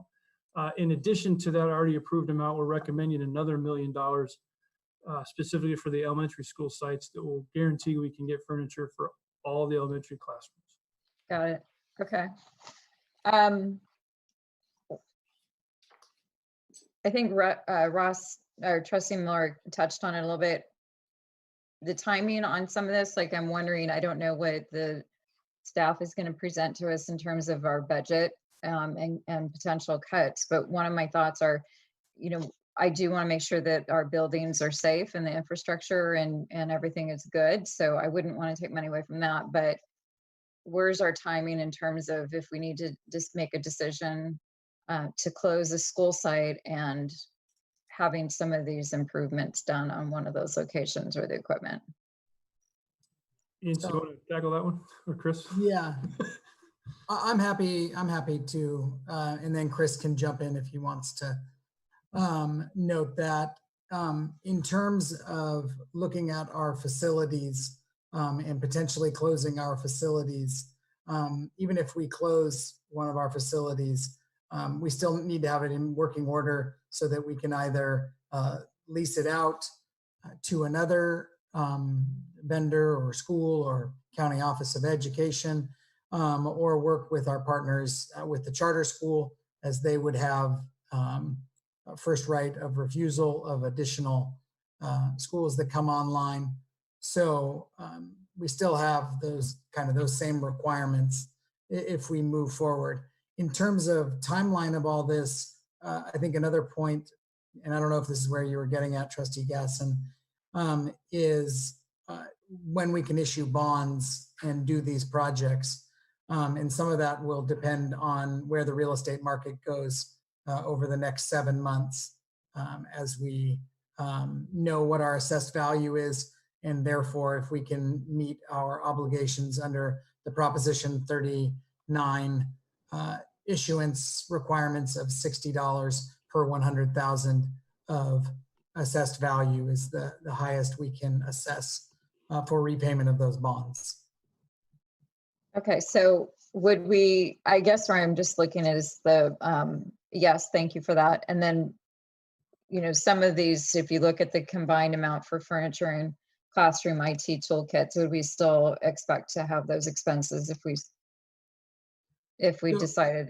So not all of those expenditures, and obviously, while we will be planning dollars involved, that's really, close to 10 to 20% of the total value. And before we enter into the contract, you're probably talking somewhere in the neighborhood of 5 to 10%. So we could easily pull back on projects or change the scope of those projects if we needed to. And yes, some of those things we could probably pull back on that are district-wide projects, as well as we determine what the need is for the use of that campus. Okay, perfect. That's kind of what I was wondering. And then I think the final comment I want to make has to do, it sort of touches on my first one, that some of the sites or that pool of money to allocate at the end, I, having been through all of those meetings that were set up with the school sites to determine what we were originally going to go out on with the bond money for, you know, we had all of our expectations really high. We're like, oh, we're getting this money, and you know, and then it's like, well, no, you're gonna. And so when I see these, I know they're just estimated numbers. I kind of like to just hold off on that piece personally until we figure out everything else has been, you know, we don't have an increase in costs in other areas, or as other things kind of calm down before saying, I mean, I want the schools to be able to have more money to do those certain things. But when I see, I forget how it's phrased, but I personally just have a concern in kind of giving the hint that we have this extra money that they are going to get because of what happened in the past. I just would hate to let down the schools again, giving them an idea that they might have $400,000 to $600,000. So that's just my personal thing, which I would prefer not to have kind of semi-allocated at this time. And that was it. Thank you. All right, I think I have Trustee Mack. Had to unmute myself. Thanks, guys. Appreciate it as always. Couple just quick questions. I should know the answers, but forgive me for asking them. This plan, can we say we're going to eliminate portables on all the elementary campuses, or no? Well, actually, most of the portables on the elementary school campuses are not exactly full-time classrooms. I think they're used for music or computer rooms or resource spaces. But I'm trying to think which Mike, I can jump in. Yeah, I'm sorry. I'm trying to think which one had the ones. I think all of we'd be able to get rid of some, because if we move the admin building, the previous admin spaces get converted back into classrooms, which helps reduce a couple portables at Olive. Linwood, I don't think we get to, because we're not building any new classroom space or converting space. But I think the goal is that all classrooms where they get your general instruction would be in non-portables at those sites. Okay. Yeah, I mean, that was the goals going in, and I just wanted to see how we're tracking on that. It was an ambitious goal, just, you know, it'd be nice. And I'm sure we're going to have portables, whether the Y daycare run out, but as for computers, like you said, or something like that. I would hope, though, at Linwood, we can convert some of that fan into, you know, additional classrooms or some of their, as an idea. So that's one thing I'd like to watch, could please. And this is probably a dumber question, but this plan effectively spends the remainder of the money, right? So there's nothing left for middle schools after this? This is for elementary schools. Okay, and we'll come back in the fall. Got it. Thank you. Next academic year with the middle school allocation and recommendations, very similar to what we did here. We'll call that a rhetorical question. Okay. No, I was spacing out, but okay, thank you. And then lastly, to touch on Anne's question about the pool of money for each, and we talked about this when we had the prep meeting. I too am, I sat in on a lot of the campus meetings during the Measure G planning, and as well, a lot of excitement. Everybody really thought we're going to get all kinds of great stuff, and there was really good consensus in the room. And then as soon as we spun out, everybody comes out of the woodwork with who came up with this idea. So basically, where I'm going, and Chris knows what I'm talking about here. We need to be really careful, really go out into the public and vet how we're going to spend each of those campus multiple times before we do it, because you guys know what I'm talking about. So that's what I want to put out there. And with regard to that, let's look into the idea of doing some form of matching funds. Use money along some community to do something on a campus if that campus wants to do something. Somewhat similar, dare I say, to the lights at San Marin, which were, you know, a community project. So not that we want to build lights at an elementary school, but you get my idea. Anybody else? Trustee Gasson's got another, oh, Trustee Nell, I'll go to you and then Trustee Gasson. You know, at this stage of the game, I just wanted to remark, I thought it's fairly well thought out plan. I think that there's a lot of backup behind this. So going forward, questions I think can be answered in more specific detail. I think an actual calendar or some kind of an outline, a timeline outline might be useful by our next meeting. I wouldn't expect it to be a full commitment or something along those lines, but maybe a tool that we could reference as a group and the public could reference, and they could see more or less what sites go first and second, third, and down the line as far as timing goes. That might help address some of the concerns over the uncertainty of our budget and the uncertainty of our economy, et cetera. So I'd ask for that unless you think it's something that might be too difficult to do. And then just to comment on the last item where we basically set aside a site allocation for those communities to get together and decide on what they want to do. On the face of it, I would want to do that. I think that's the preference from my perspective. If we get down to that point, we should be able to go to the local level and say, you know better than we do. What would you like to do? Unfortunately, I might have to want to couch that, and I don't want to confuse people, but essentially, maybe we take that portion and we label it as sort of a site allocation based on site decision priorities. But we have to put an asterisk there that says, you know, based on economic conditions and possible school closure decisions or a need to spend more money on something else like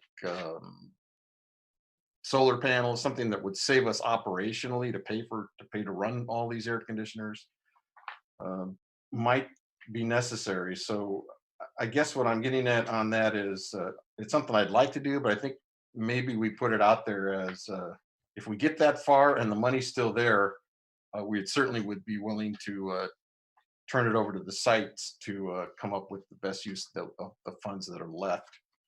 And that's my input at this point. Thank you. Trustee Gasson, let me go to Trustee Cooper and then I'll come back to you. Thank you guys, great report, as always. There's a couple concerns that I have. I think it's well thought out. I tend to agree with Trustee Gasson that because we're going to tell the elementary schools, well, there's $300,000 out there for, or whatever it is, for each one of you to do your own projects, that I think when we get to that point, that money may not be there. I mean, we're seeing the cost at Loma Verde. We saw that tonight that went increased. So that's the only hesitation I like the idea of doing that, but that's the only. I agree with Trustee Nell. Maybe put some kind of caveat in there, or some kind of language, if in fact it's still there, or maybe not included at all. I'm not sure. And then the other thing I'm a little concerned about is if we're going to be closing elementaries or a school or two schools or whatever, we're going to. I get the point of deferred maintenance. But if we're going to be adding something like air conditioning, that's something in my mind that if we're going to close the school, we wouldn't want to cross that bridge and spend that money. So all this stuff is kind of converging at the same time. I get it, but we got to be thinking about that. We're going into some pretty troubled waters. Okay, Ross? Gaston was next, I think. She wants you to go next. Okay. I got a little text. Oh, okay.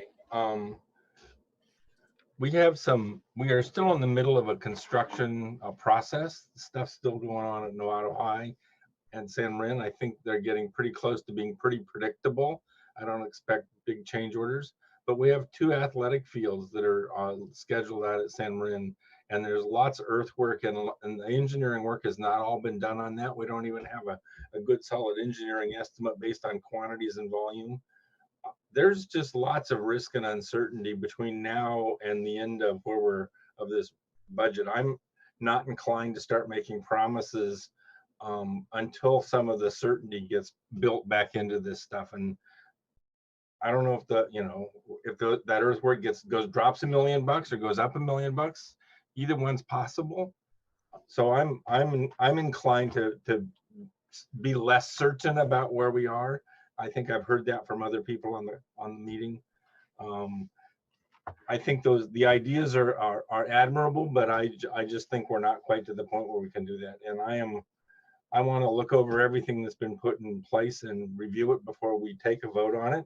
And I guess right now I'm not even comfortable to do that in 2 weeks because I haven't had a chance to talk to Mike or anybody else. So I want to do some of that digging. So I guess what would help me is a master sheet that says, here's $22 million. Here's the whole bond program. Here's what's going to middle schools. I heard we're unsure about that. Derek asked about that, or Greg asked about that. Here's what's going to elementary schools. Here's what's still left at high schools. Here's our whole program and how it all fits together. And as good as this elementary school presentation was, I don't see the whole picture. And I think our job at this table is to see the whole picture. So I would like to have that overview before I vote on anything, to start divvying up pieces, because it seems to me right now I've got a piece in front of me and my job is to make sure the whole thing fits together.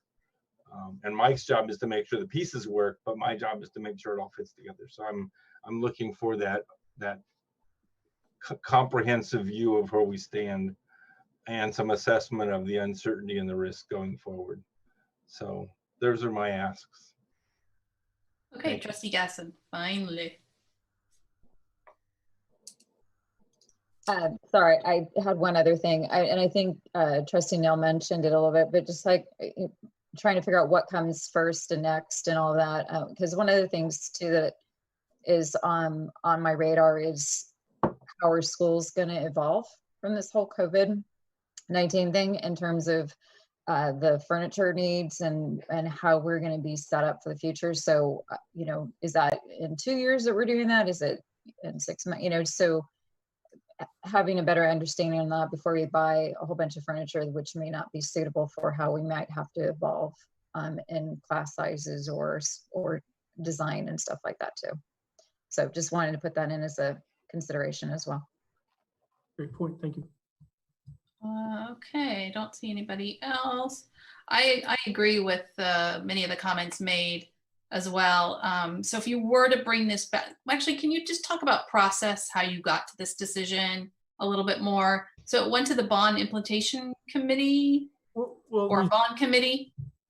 Well, we started with the bond implementation committee and we didn't want to discount. They did a lot of phase one, what we call phase one. Right. The big projects at the high school, what we're going to do first out of the gate for the bond. But they also looked at some other projects and had input on, they felt as a group that, the 2 worst elementary schools condition-wise were Linwood and Olive. And a lot of points were made in those meetings early on about at the previous bond, not much investment was made in those 2 schools, which exacerbated their conditions. And then again, we try to look at facility condition assessments. We looked at age of the school and all of the things we had in hand. I even delved into some of the maintenance side of the house with the work orders and those kinds of things to try to get an idea of which of our schools really do need the most work condition-wise. And as you saw in some of those categories, Linwood and Olive were at the top just about every time. So it's not a insult to the school. It's just, again, from a facility condition, needs more maintenance, needs a lot more work. Just old and tired is probably the best way to describe those two schools. And in trying to put all of that together and use it with some kind of evaluation, that's where we came up with these two schools as two recommended site renovation projects. So was that a conversation 2 years ago, or was that a conversation in the last 6 months? Sorry, the bond implementation committee was back in the Yeah, so that was winter and spring of 2017. But we've captured and we still have that information in some of the rankings and input and data. So we tried to use all the tools and data we had to make an informed recommendation. Sorry, I didn't mean to confuse anybody about. That's all right. Superintendent Costco, did you want to add something, or? Yeah, I want to walk you through some of the steps that we've taken since we did the phase 1 allocation. So the phase 1 was the big allocation, it was about half of the bond. We saw that there were some challenges along the way with how we stayed focused in achieving the goals of the bond. And so Mike has been working closely with Yancey and myself and a bond subcommittee to figure out how we supported the board in breaking the remaining dollars, that roughly half of the bond, that other $110 million, into buckets that we can then one at a time bring that bucket to you and say, okay, how are we going to allocate this bucket? And so the first big bucket that we brought before you was the deferred maintenance bucket. And we said, now we're going to talk through, how much, what methodology do we want to use to determine how much money goes in the deferred maintenance bucket? And then how much money are we going to put in the high school bucket, and then in the middle school bucket, and then in the elementary school bucket for all the other phases beyond phase 1. So then we went to deferred maintenance. We spent a lot of time on that, making sure that we landed on the right number, we achieved the right goals that we determined for Measure G. All our roofs work. We got new painting, new siding. We got sewers. We got electrical. We got plumbing. Everything's going to work for the life of the bond. Took that bucket. That was $44 million, I believe. Put that over here. Now we're coming back to you with first the elementary school bucket, next the middle school bucket, and then finally the high school bucket. You told us how much money to put into those buckets. And now we're coming to you and saying, help us figure out exactly how to spend it. And Mike's working really hard behind the scenes to develop this plan that comes to you. So I think what we all missed in the preparation for this and in the subcommittee is giving you guys that overview of sort of breaking it down. $220 million. Here's phase 1. This part's gone. Now we got the $44 million bucket over here for deferred maintenance. That part's gone. Now we've got the elementary bucket. This is how we want to spend this. And it's also important to remember that we still have these other 2 buckets of middle school and high school. And once that's done, then we're done. So I think that addresses a number of the concerns that we're hearing, is about how does this all fit into the big picture. It's been done really, really thoughtfully and in partnership with you, but I think we just missed that connection. All of us in preparing for this just missed that connection of helping you see how this fits into the big picture. So we'll make sure we do that before 2 Tuesdays from now, and if we can get you some of that information in between, we'd be happy to do that so you can review it and see where we are and how we got there. My suggestion wasn't that the work wasn't done, it just wasn't visible here. Yeah, and thank you very much for responding. Yeah, I think it is thoughtful, and you've put a lot of work into it. I think we're just a little uncertain with everything going on, swirling in our minds with the budget and everything. So we're a little gun shy right now, and we're not just approving everything and okay, go for it. Sorry. Yeah, we should be a little gun shy right now. So, and I agree with the site allocation funds. Maybe we just, like Derek said, put an asterisk on it for a little bit right now and just kind of hold. I think that's okay to do that, unless I'm completely wrong or we're going the wrong direction. Please say so. But I don't think allocating those funds to sites right now would be a good idea. And I would like to know that if all the sites understand where we're headed with all elementary sites, do they all understand this is the outcome of those funds? Do they understand how this is progressing? I know we have to get approval for the board, but do they understand the process that's been taken to achieve this decision to eventually either do Linwood and Olive renovations? Do they all understand that? I don't want to approve this and then they're like, hey, what about us? I wanted that community center on my site. What's happening? How come I'm not getting that? Or all my classrooms renovated. So I don't want any surprises with our principals, our elementary principals. Anybody else? I'll just say, I at least the people I talked to, I think that they've all, I still think we need to continue communication, but a lot of them already know that there's just not a lot of money left. Yeah. Based on circumstances out of our control and things that have already been done. So there is a sense in the community of that already, but I do think that we continue to communicate. Yeah. Trustee Nell.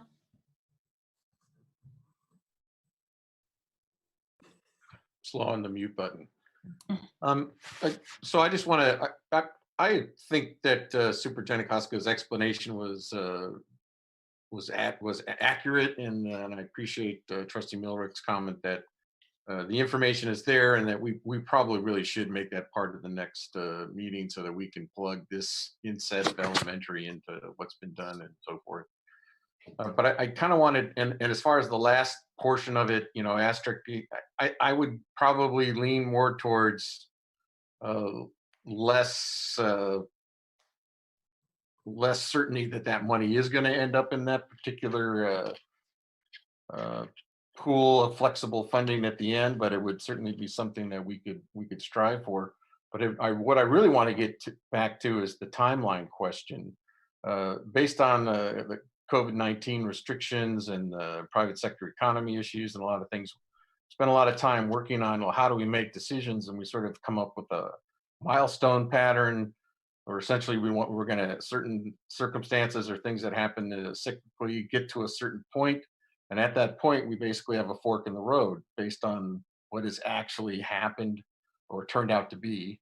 So I was just, you know, to address people's concerns about, like, well, if we commit all this money and a huge, enormous thing changes within the economy, we're going to be stuck.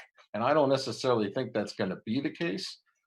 So that's why I kind of want to bring it back to staff and say, how much or how comfortable are you with putting some kind of general timeline together that shows you know, this is when bond sales would happen. This is when, if we go ahead with this plan, construction at this site or that site would begin. So just, I'm looking for a little timeline, and maybe the concept of setting decision markers, milestones, where we could then decide, okay, should we keep going with the plan, or something's happened and we can now pull back and change direction. So I think I can best answer that, and we can definitely bring back some milestones. I think that the key is the construction contract point is the board's. There's two main things. There's schematic design, and then when they enter into the construction contract. And I think those will always have to be our markers to which, you know, the project approval, schematic design, and the contract. And so we can move forward with a project approval at this point. We can bring back some timelines where we would bring schematic design and potential contracts back. And I would note that those are the two most effective places, because they're the best way to avoid spending any additional dollars if we need to make a change. So we can definitely bring back some more information on that, Trustee Nell. So essentially, I think that's a good recommendation for the rest of us to have staff come forward with those kinds of milestones or decision-making points, and I think that would help a lot. So thanks for that, Nancy. All right, I think that concludes this item. Are you good, Mike, on direction from the board a little bit, what to bring back? And if you can't do the 9th, if you feel that we have the 16th, oh gosh. You know, the 16th. Thank you, President. You can move it to the 16th if you have to, obviously. I know it holds it up a little bit more, but and obviously reach out to trustees who've expressed some concerns or whatever if you need to follow up with them on what their thoughts were. We'll definitely try to get some information out prior to the next board meeting to give you some more time to see if these answer some of your concerns, and then if you need us to take a tack to get more information. So definitely something we can do. All right. Thank you very much.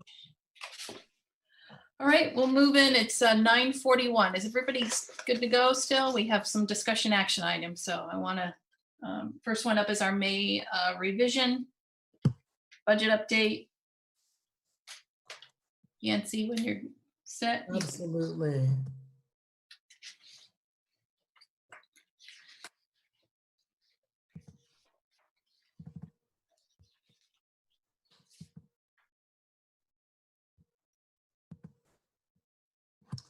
All right, thank you, President Butler, trustees, Superintendent Koska. I'm Yancy Hawkins, the Assistant Superintendent of Business and Operations, and I'm going to be going over the May revision of the governor's January 2020-2021 budget, and be making some recommendations of initial steps in some budget balancing process. There's no way to sugarcoat that this May revise as caused by the COVID-19 crisis and pandemic is crushing to the state budget and therefore schools. So I don't want to give anyone the indication that things are okay here. With 25% projected unemployment, a 25% projected reduction in revenues for 2020-21, it leaves a $41 billion hole in the governor's budget over that period. That, along with the $13 billion in additional expenditures that the state needs for medical and other pandemic-related costs, leaves a $54.3 billion hole in the state's budget. So the first thing I would obviously say is that all the information that I've given you since the January budget update, or specific to the January budget update, please throw that out the window. We're under a new paradigm now as we move forward. So how does the governor propose to close that $54 billion gap? He proposes using reserves, new revenues, deferrals and borrowing, and cuts. So if you see here, he proposes to use $9 billion in reserves, another $10 billion of deferrals and borrowing, some $4.4 billion on the corporate side of the revenue by closing some corporate loopholes, $8.3 billion in federal funds, primarily from the Federal CARES Act that was passed. And when the governor notes triggers, it's a nice way of not saying cuts. So this $14 billion is direct cuts to different programs, including K-12 and K-14 education. In terms of the K-12 education proposals, specifically, the largest and most impactful proposal is a reduction of the LCFF of 10%. As we noted in the January, there was about a $2.3 million projected COLA. We came back and FCMAT had noted, well, you should be looking at potentially a 0 or a -2. And then a couple of weeks later, we got the $54 billion anvil that was dropped, and that number went to a projected 10%. Also reductions to LCFF add-ons of 10%, which include home school transportation, specifically in our case for special education. Reductions to other categorical programs of up to 50%, adult education, and as Trustee Millerick noted, some of the CTE funding. Deferrals of $5.3 billion from 2020-21 to 2021-22. So basically, that means almost all of the money from April, May, and June that we would get from the state government will be deferred until July of the next year. So at least it's not a cut, but it causes significant cash flow issues for the districts. So also on the flip side, in terms of Superintendent Koska noted this, there is some relief. We noted last year that the governor put aside and the legislature passed $3 billion for STRS and PERS relief. 700 million of that was for relief over a couple of years, and the remaining 2.3 billion was to pay down long-term debt on STRS and PERS. So it was a smaller reduction, but obviously ongoing instead of a short-term reduction. He has now proposed to flip that additional $2.3 billion to give some relief on the STRS and PERS front over the next 2 years. I do want to clarify, though, that this is not relief over what the amounts were in 2019-20. This is relief over the expected increases. So while this is, about a 2% reduction to the proposed rates, it basically keeps us status quo from 2019-20 contribution levels. There also is one of the proposals that the governor did keep was a proposal to increase special education funding to bring all districts to a $645 per ADA amount. Due to how NUSD is funded for special education, we would be excluded from any additional revenue from that. As well as the governor is proposing using some additional money from the CARES Act, totaling $4.4 billion to help backfill school districts, but it has a lot of, and I'll get into this in a little bit, it primarily is for additional services, not to backfill, large reductions, which we're seeing from the cut. And one thing I did want to note is MCOE is recommending a 30% reduction in lottery funding. School Services has not weighed in on that yet, but I wanted to note it as this is our county office and they'll be approving our budget. So wanted to note that too. I gave a lot of numbers in billions and statewide, so I wanted to really focus on what that impact is to NUSD. That LCFF reduction, $7 million plus. We're still looking at the final calculations. It'll probably be a little bit more than that, a little bit more than $7 million, but it's a $7 million reduction from our second interim projection. If we use the County Office of Ed's recommended reduction of 30% on lottery, that would be $350,000. The STRS and PERS savings is about 1.2 million, or about 2% of our labor costs. And the other notes, the categorical cuts, usually our categorical programs are self-sufficient, but given the timing of these proposed cuts, we may have impacts from those programs if they're not able to reduce expenditures going into 2020, 2021. Also, just noting that special education proposal would give zero revenue to NUSD. So just the nuts and bolts of it is a negative impact of over $6 million annually in this May revision. So to put it in perspective, if we take our approved multi-year projection that was approved by the board as part of the AB 1200 review.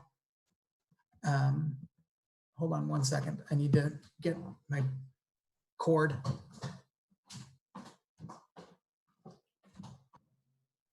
Where's the cord?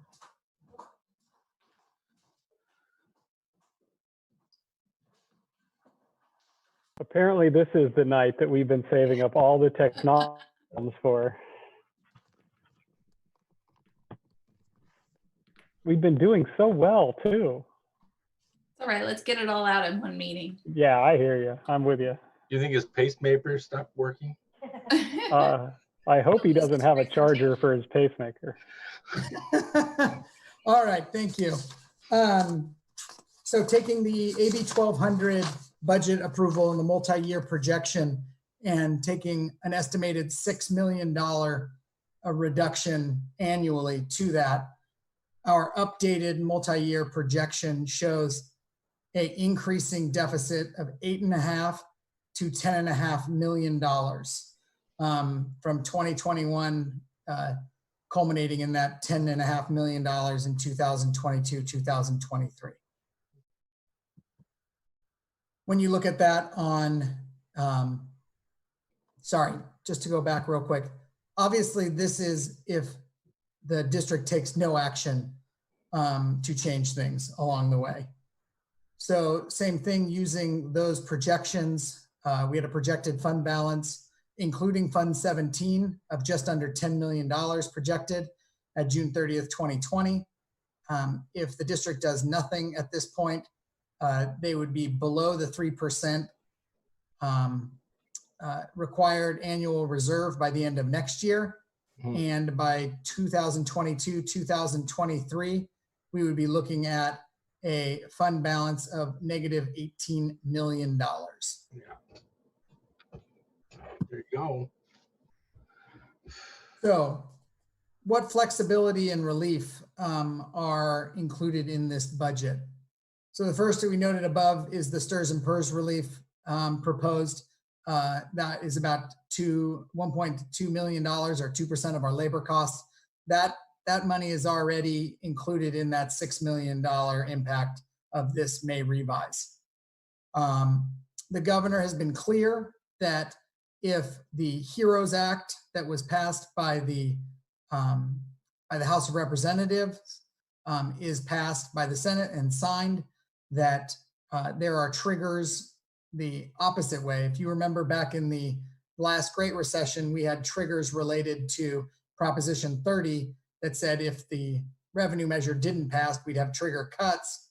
This is the flip to say if the federal government comes in and gives significant financial aid to the state, they will trigger a reduction of the cuts in 2020, 2021. Another piece of flexibility and relief is that if this proposal moves through, the summer certificated layoff window would be triggered, while classified staff, our layoff procedures are a 60-day notice. Certificated layoffs primarily have to be done by March 15th. Given the significant impact of this budget, and Ed Code allows for a summer certificated layoff window, which has some pretty quick timelines, but we'll have to discuss over the next month or so. There also was federal CARES Act funding of approximately $1.6 billion that was allocated to the state, 700,000 of which has been allocated to NUSD. In staff's reading, it's unclear right now on whether that will be available to offset for reductions, or if it will be only partially able or not at all able to offset those reductions. The governor's budget proposes the use of $4.4 billion, as I noted before, of additional federal funding. 1.5 billion of that would be allocated based on special education enrollment. 2.8 billion of that would be allocated based on our concentration grant funding status. And so, as a reminder, the concentration grant is part of the LCFF. There's the LCFF, there's our supplemental services, which the board approves every year in the $4.5 to $5 million range. And then if a district has over 55% of your population as unduplicated pupil, including ELs and low socioeconomic students, you're a concentration grant district. We are not a concentration grant district at this point, where our unduplicated count is around 37, 38% as we move forward. So we wouldn't be eligible for that at all. Even that being said, it's very unlikely that any of these funds could be used to offset reductions, and the funds need to be spent by December 31st, 2020. There is minimal routine restricted maintenance flexibility and there's some flexibility around special education use of technology. So I noted what flexibility was given. I wanted to really focus on what flexibility was not proposed. So the first is flexibility that was given in the Great Recession, but not proposed in this initial budget. The first is the ability to reduce the school year or instructional minutes. The second is flexibility around class size, specifically in the K-3 class size reduction area. LCFF supplemental, there's no flexibility proposed under that. And no, while they gave us some flexibility on what expenditures we count into the routine restricted maintenance of 3%, they haven't proposed any flexibility to go below 3%. And in the Great Recession, they allowed districts to go to 1%. The last is one of the big pieces of flexibility they gave us in the Great Recession was categorical flexibility. They have not proposed that as part of this as well. Some other flexibilities that weren't proposed that didn't happen to be part of the Great Recession is those federal funds that I was talking about that don't appear likely to be able to offset reductions. And another one, given the pandemic and the likelihood of ADA losses due to potentially having cohorts not coming to school for weeks, or families not comfortable sending their kids to school, or just general declines in ADA, they didn't offer any proposals for holding ADA harmless for the 2020-2021 year. So that brings me to staff's initial budget recommendations. And I want to be clear, these are not the silver bullet, these are not the big cuts, these are the initial steps that staff believes that we need to take in order to start this budget reduction process. The first is a hiring freeze. Then moving on to restrictions on all non-essential overtime, restrictions on all non-essential travel, expanded expenditure review by administration, restriction on conferences, limiting site carryovers to, I should say June 30th, 2019 levels, restriction on food purchases, departmental budget freezes, and restriction on non-essential contracts and review of all current contracts. Like I said, this is just the first step of what staff would recommend, but I think it's an important first step. Then as we move into the summer of 2020, and very specifically to the 2020-2021 budget, as I noted, as proposed, our budget would not meet the 3% requirement as required by state law moving into the 2020-2021 year with the governor's proposal as proposed. So what are the next steps? The first is working with Dr. Carter and the Ed Services Group around the reopening committees and determine the potential instructional models for 2020-2021 to determine what programs may need to be suspended given the Department of Health requirements. Staff recommends bringing back additional budget items on the 9th and 16th, and that's obviously in addition to the budget adoption on June 16th to bring additional budget reduction options and recommendations at those meetings. Staff would also recommend likely additional board meeting or meetings will be needed to schedule in late June or July. I think it'll be important, obviously, to involve our labor partners to explore negotiable cost-saving options. Also, I noted earlier the classified and certificated layoff windows. And so reviewing those options in general and with an eye specifically to the Department of Health requirements for this fall, and that what positions will and will not be viable under the Department of Health in Marin and in the Bay Area as their requirements. And the last is sending out budget communications to the community to keep them informed. In terms of budget development, contract process and timeline, we're at the bottom of the first page with the governor's May revise as we move into a very different looking second phase of the budget development. So everything highlight or bolded here has changed from our earlier budget presentations. So the LCAP, draft LCAPs, preliminary LCAPs in adoption, those will be delayed till the fall. Although I know Dr. Carter is likely going to bring information around what their plan is on that, as they were pretty deep into that process. Also looking at the summer certificated layoff and the summer classified layoff window. And then I noted in April that it's very likely that the state will do a second budget adoption after the July 15th tax receipts.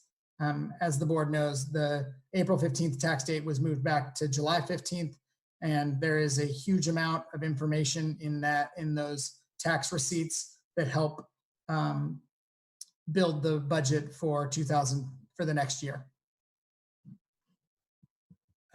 With that, I'm happy to open it up to questions. Okay, thank you, Yancey. And just to clarify, this presentation that you just presented, the board has not seen this. This is the first time we're seeing the PowerPoint, but we did have the board cover, and the school services report was attached in advance on Friday. I apologize. Superintendent Koska and I attended the school services event today. We also were at a Marin County Office of Education presentation on Friday. And so we were trying to get you the most up-to-date information as possible. Yeah, just finished the presentation a couple hours ago. So please, yeah, I just wanted it so the public knows that we haven't gotten it. So it'll get posted to the board item. It'll be posted to the board item as well as the business website. Yeah, okay. So let's start with Trustee Millerick. Thank you, Nancy, for going to the meetings today and getting a better handle on this. Clearly, a 10% cut across this district. We cannot meet a 10% cut when 85% of our cost is labor without involving consequences to our labor partners. So I'm glad to see that the rules include the ability to do summertime adjustments in the labor pool. It seems like that's critically necessary.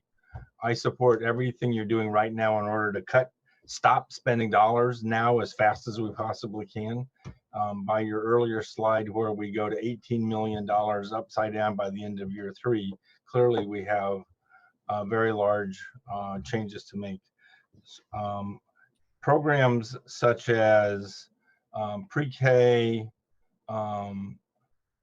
programs, if there's programs that aren't funded specifically by the state, where Nevada was trying to step ahead and do a better job for the community, I assume we'll identify those and put those on the list for conversation. We're going to get driven pretty hard by what the state will fund or what the feds will fund or not. So I think I'm just glad to see you're moving as fast as you are and getting this in front of us so we can start an action plan. And thank you. Can you take that screen presentation down so I can see everybody? Hold on one sec. And I don't know who wants to go next. Okay, there we go. Thank you. Anybody else for comments for Yancey? Okay, Trustee Now. It seems like some of the things that weren't necessarily covered in the presentation, but maybe we should review a little bit, are how deferrals work, and apparently some ideas around greater borrowing capacity, which I guess they're happy to let us go into debt if we want to help solve the problem. So I just didn't see the bullet points in the presentation, but start with deferrals, maybe a little, remind us how that goes and what the consequences are around deferrals, and what that could be like. So deferrals are really, they're an accounting scheme. It's an ability not to cut school districts in the current year by being able to defer those funds until July of the next year. The budget actually proposes a deferral of this year in June of $1.8 billion to July of 2020. But our cash flow needs as of June 30th would be sufficient to cover that. Next year, when we're projected at right now an $8.5 million deficit, obviously our cash situation will be significantly different. And we're talking, instead of $1.8 billion projected in this year, $5.3 billion, which just very roughly is probably about $5 million to NUSD. Instead of getting that in April, May, and June, we would have to set up a receivable for that and cover that cash flow ourselves. So you're exactly right, Trustee Nell, that really it takes the onus off of the state and puts it on school districts to borrow money.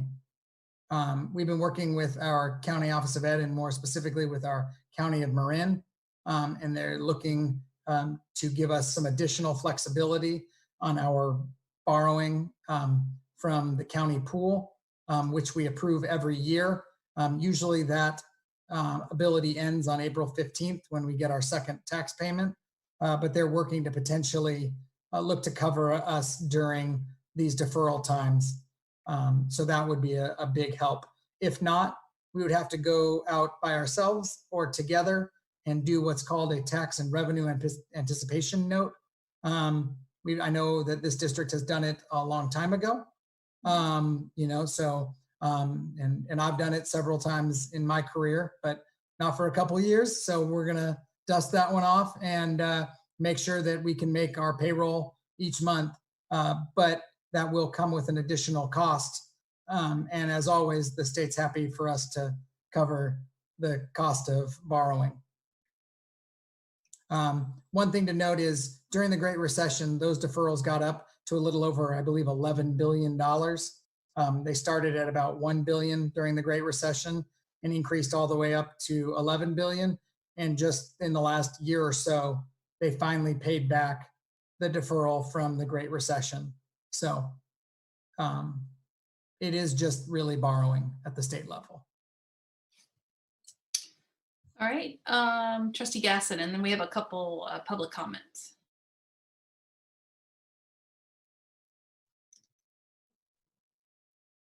I can wait. Oh, okay. So Ellen, if you want to, or who, Chris, are you going to do Ellen, Chris? Oh, there's Ellen. Okay. All right. We'll move to public comment. Thank you. We have two. The first one is from Karen McCormish. Members of the board and Superintendent Koska, it is very difficult for me to figure out what to say tonight. I mentioned before that I jump early and then figure out how to land, much like many of the adaptations we all are making during this COVID time. After a long journey of what I feel should be addressed, I had settled on the most basic of topics, budget balancing options. I think it would be helpful to ask for ideas. I did hear in an earlier board meeting, I think it was 2 months ago, the board expressed some frustration at the budgeting process the last time there were surveys sent out as part of the budgeting process. But what about if you asked an open-ended question? What do you think the district can do to save money? Yes, you will get a lot of unappreciative comments, but perhaps, just perhaps, someone will be a disruptor and come up with some idea out of left field because they are not used to any of the particular ways of budgeting for a public school district. And then we, as a district, can be the disruptors. Everyone needs to look at things differently and innovate. That is why the board should be soliciting ideas from everyone on ways to create budget balancing ideas to present to the board.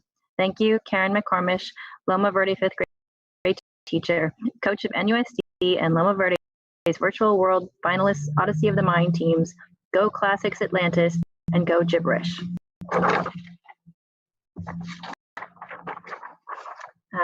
The second one is from Mariah Fisher. Good evening. Again, my name is Mariah Fisher, and I'm a resident of Novato, a teacher, and the president of Novato Federation of Teachers. As a teacher, responding to email is incredibly important. It allows parents and students to know I have seen what they have shared with me and gives me a chance to offer answers, guidance, etc. I also know as a parent, I always appreciate when teachers respond to my emails. It assures me that they have read my emails, so I know my concerns and questions have been delivered. I find it very frustrating that I usually get either 0 or 1 response from this 7-member board.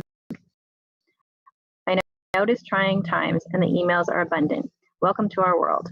We have a teacher who now receives 75 emails a day. My emails have tripled since the closure. We get it. Unfortunately, I have never gotten much response from the board, so the closure offers no excuse for this pattern. The response I received to the information I will be sharing was thank you from one of you. And while it was short, at least it was a response. Please consider reflecting on the expectations you put on the employees of NUSD and challenge yourself to have that same standard for yourself as our board members. So I emailed the bulk of this comment to you, but with one thank you response, I am not sure you read it. So as an educator, when I am not sure my students have read the handout, I also read it to them. I share parts of it with you and the public this evening. With a proposed 10% cut in LCFF, I strongly believe cuts need to be made at the district office, specifically at the administrative level. The current staffing at the DO does not show dire times. We have brought back some admin positions that were cut during the last recession. We need to look at cutting these or other positions to help absorb this cut. We do not represent a district that is living slimly. We have 6 people making over $100,000 in curriculum and instruction, and 4 people making over $120,000 in business services. That is well over $1 million for 10 admin in only 2 departments. 1,424,729 to be exact. 15 out of 34, or 44% of certificated admin are at step 8, the top of the admin salary schedule. 5 out of 12, or 42% of classified admin at the top of their salary schedule. I think we have less than 10 teachers at the top of the salary schedule. 10 out of 400-ish equals 2.5%. In my husband's company, top admin took a 20% pay cut to avoid layoffs and furloughs. That is a move showing that tough calls are being made.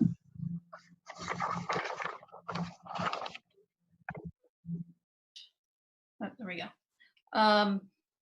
Back to the board. Sorry. Anybody else? Trustee Gasson.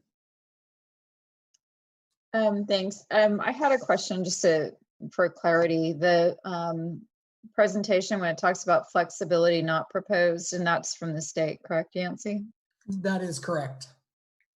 So the ADA hold harmless or any of the other items on there, do you think that they will be budging on any of that or just leaving it as it is? I think that the legislature wants to hear from districts, from board members, from organizations like AXA, CSBA, and CASBO as to what can help. And I do think they are listening in that. I know a lot of those are tough decisions around flexibility, but as many trustees have noted, this is the time for tough decisions. So I do expect us to get some, potentially 1, 2, I don't know how many, but I do expect that they're going to listen. I know one of the big things the legislature, we heard on the school services workshop today, was that they were hearing a lot about the $2.8 billion that was right now proposed to only be sent to concentration districts, those districts with over 55% unduplicated counts. And there did seem to be a lot of interest in looking at that. Now, I don't know if that means NUSD, if it would move all the way down to the 37, 38% level, what we're looking at, but that's just one example of the legislature hearing and sounding interested in different forms of flexibility than what's proposed. Superintendent Koska made a really great point that, you know, ultimately the legislature and the governor have to come together and decide on this budget. While I think the revenue numbers are going to stay pretty firm, I think how some of the flexibility and some of how the cuts look will be different by June 15th when the legislature and the governor pass the budget.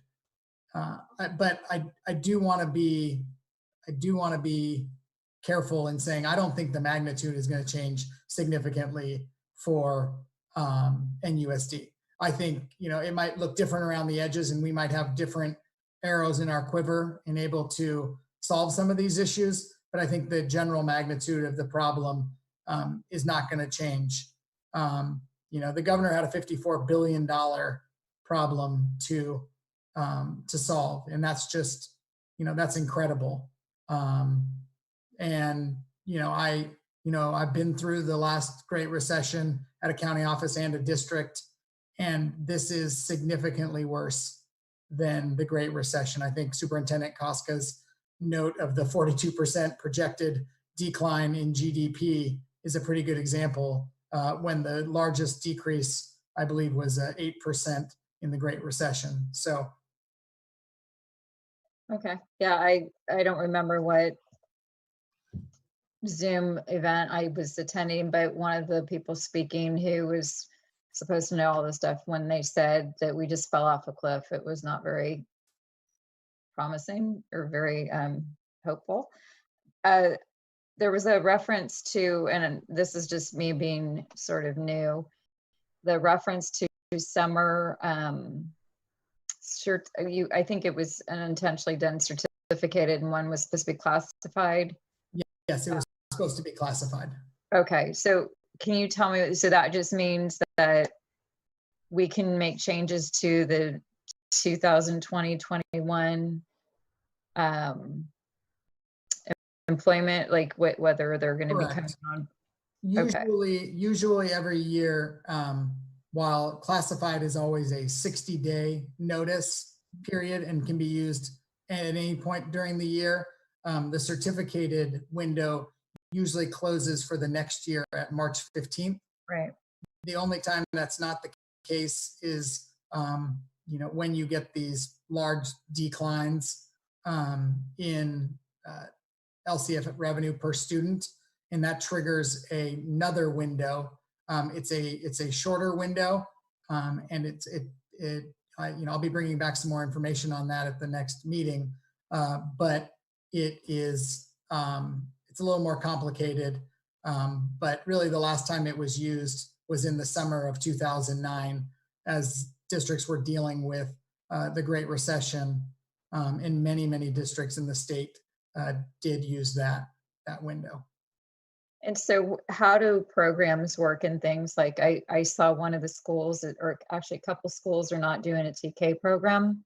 So what's the timeline for changing that kind of thing too?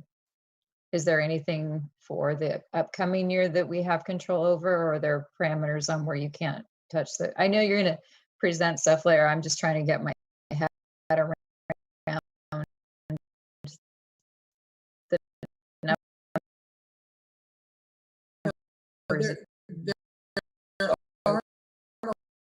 There aren't a lot of timelines around when you can make the decisions. The timelines are usually very specific to the HR procedures that have to be done.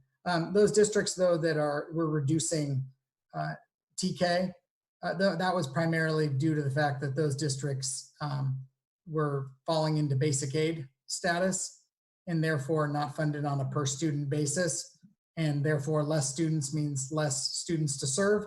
And with the same pot of money, they made the decision that not offering TK was the right decision. Right, and I can understand that. Okay, I think that was it. Thank you. Okay, thank you, Trustee Gatson. Anybody else? This is an action item. Thank you, Yancy, for bringing these items forward. We would have eventually gotten there at this point on the items you have listed that you'd like to begin implementation of: the hiring freeze, working through all the way down to restriction on non-essential contracts and review of current contracts. So there's a list of 9 items there. So Yancy, the staff is looking for I'll move approval. adoption. I'll move the item. Okay. Yeah, waiting for a second, I guess. Yep. We have a first by Trustee Millerick and a second by Trustee Nell.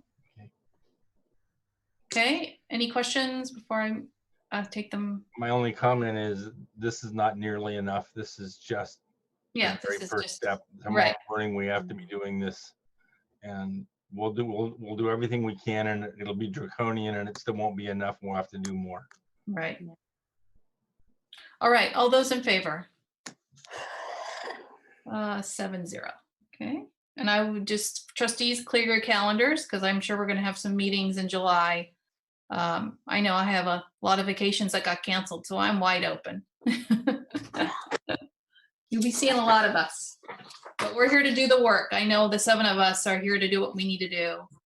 We're committed to make those decisions that we need to be made and continually to keep us informed and bring what you can to the board. And we'll try to be as transparent as possible, obviously, with the community on the steps we're taking. All right, we have 2 more items. The next item is 10B. This is approval of the new human resources related board policy. It's a second reading, bringing back for board policy 4033. Thank you, President Butler. Good evening, trustees. Jonathan Ferrer, Assistant Superintendent, Human Resources. Before you is a recommendation for a second read and approval of a new board policy, BP 4033, lactation accommodation.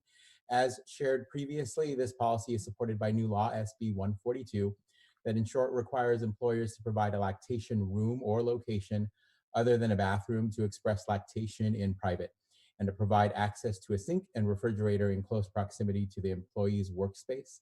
Further, the employer will make reasonable efforts to provide these spaces as requested by an employee. These spaces may be also temporary due to operational, financial, or space limitations. The board policy language before you is recommended verbatim by the California School Boards Association. This is a discussion action item. The district makes a recommendation to approve BP 4033, lactation accommodation. I am happy to address any questions or take any feedback. Okay, Trustee Nell. For the record, I would just like to know if there's been any public comment on this particular policy. We have not received any through our public comment distribution that we do for the board meeting. Jonathan, have you received any? No, I have not. Okay. So with that, I'm prepared to move a recommendation. Okay, thank I'll you. second. I'll And then second. second by Trustee Aguila. Okay. And typically we try to do 3 readings, but since there was no real feedback or anything, we're gonna move this in 2 readings if the board there's consensus. Okay. That's fine. So I have a first by Trustee Nell, second by Trustee Aguila, approving board policy 4033. All those in favor? Trustee Gasson. 7-0. Okay, and then our final item is the approval of declaration of need for fully qualified educators for 2021 school year. We do this every year. Jonathan again. Thank you, President Butler. Greetings, trustees. Jonathan Ferrer, Assistant Superintendent, Human Resources. Before you is a recommendation to approve our annual declaration to the California Commission on Teacher Credentialing, or CTC, for fully qualified educators for next year. CTC requires board approval of this declaration. The declaration outlines the estimated number of teachers needed who we may request from CTC an emergency credential for. Basically, these numbers represent the worst case scenario for the amount of emergency credentials CTC can grant us if we are unable to fill these positions with teachers who are fully qualified. In other words, our ability to hire a teacher who has not met all requirements for the issuance of a credential. Please note that these numbers do not indicate the number of current vacancies in the district. It represents the amount of teachers who we may hire for next year who are not fully credentialed, as well as those teachers we have currently who may need to continue with an emergency credential next year. This is a credentialing option if you want to see it that way. In most cases, we are able to hire teachers who are fully credentialed, and current teachers on an emergency credential now successfully transition to a full credential for us, both of which would not require the use of this option. This is a discussion action item. I could take feedback or questions at this time. Thank you. Okay, Trustee Nell. So if we agree to the estimated number needed tonight, what are the rules around amending it? Let's say that the budget situation continues to get worse and we actually need to increase this estimated number needed to 100 or something along those lines, because all we can afford are uncertificated staff to work here. So I'm just curious, is this fixed for a period of time, or can we amend it as needed? Great question, Trustee Nell. We can amend it as needed. I would go back to all of you once we have exhausted our maximum number for an additional declaration to be sent to CTC. So yes, we could amend it at later time. Okay, anybody else? Well, so depending on what the rest of the board, I mean, I think I'm prepared to move the recommendation on the. Okay, so we have first by Trustee Nell, second by Trustee Aguila. All those in favor? 7-0. Right, that concludes our meeting. Our next regular board meeting is June 9th. We do, though, have a special meeting on June 6th. Board members and superintendent. It's a closed session. It's a Saturday, so that meeting will get posted that week. But plan on 9 to 12 on the 6th. Superintendent Costco will set up a Zoom, or Ellen will set up a Zoom for us, and we will get moving. All right. This Thank meeting you. is adjourned.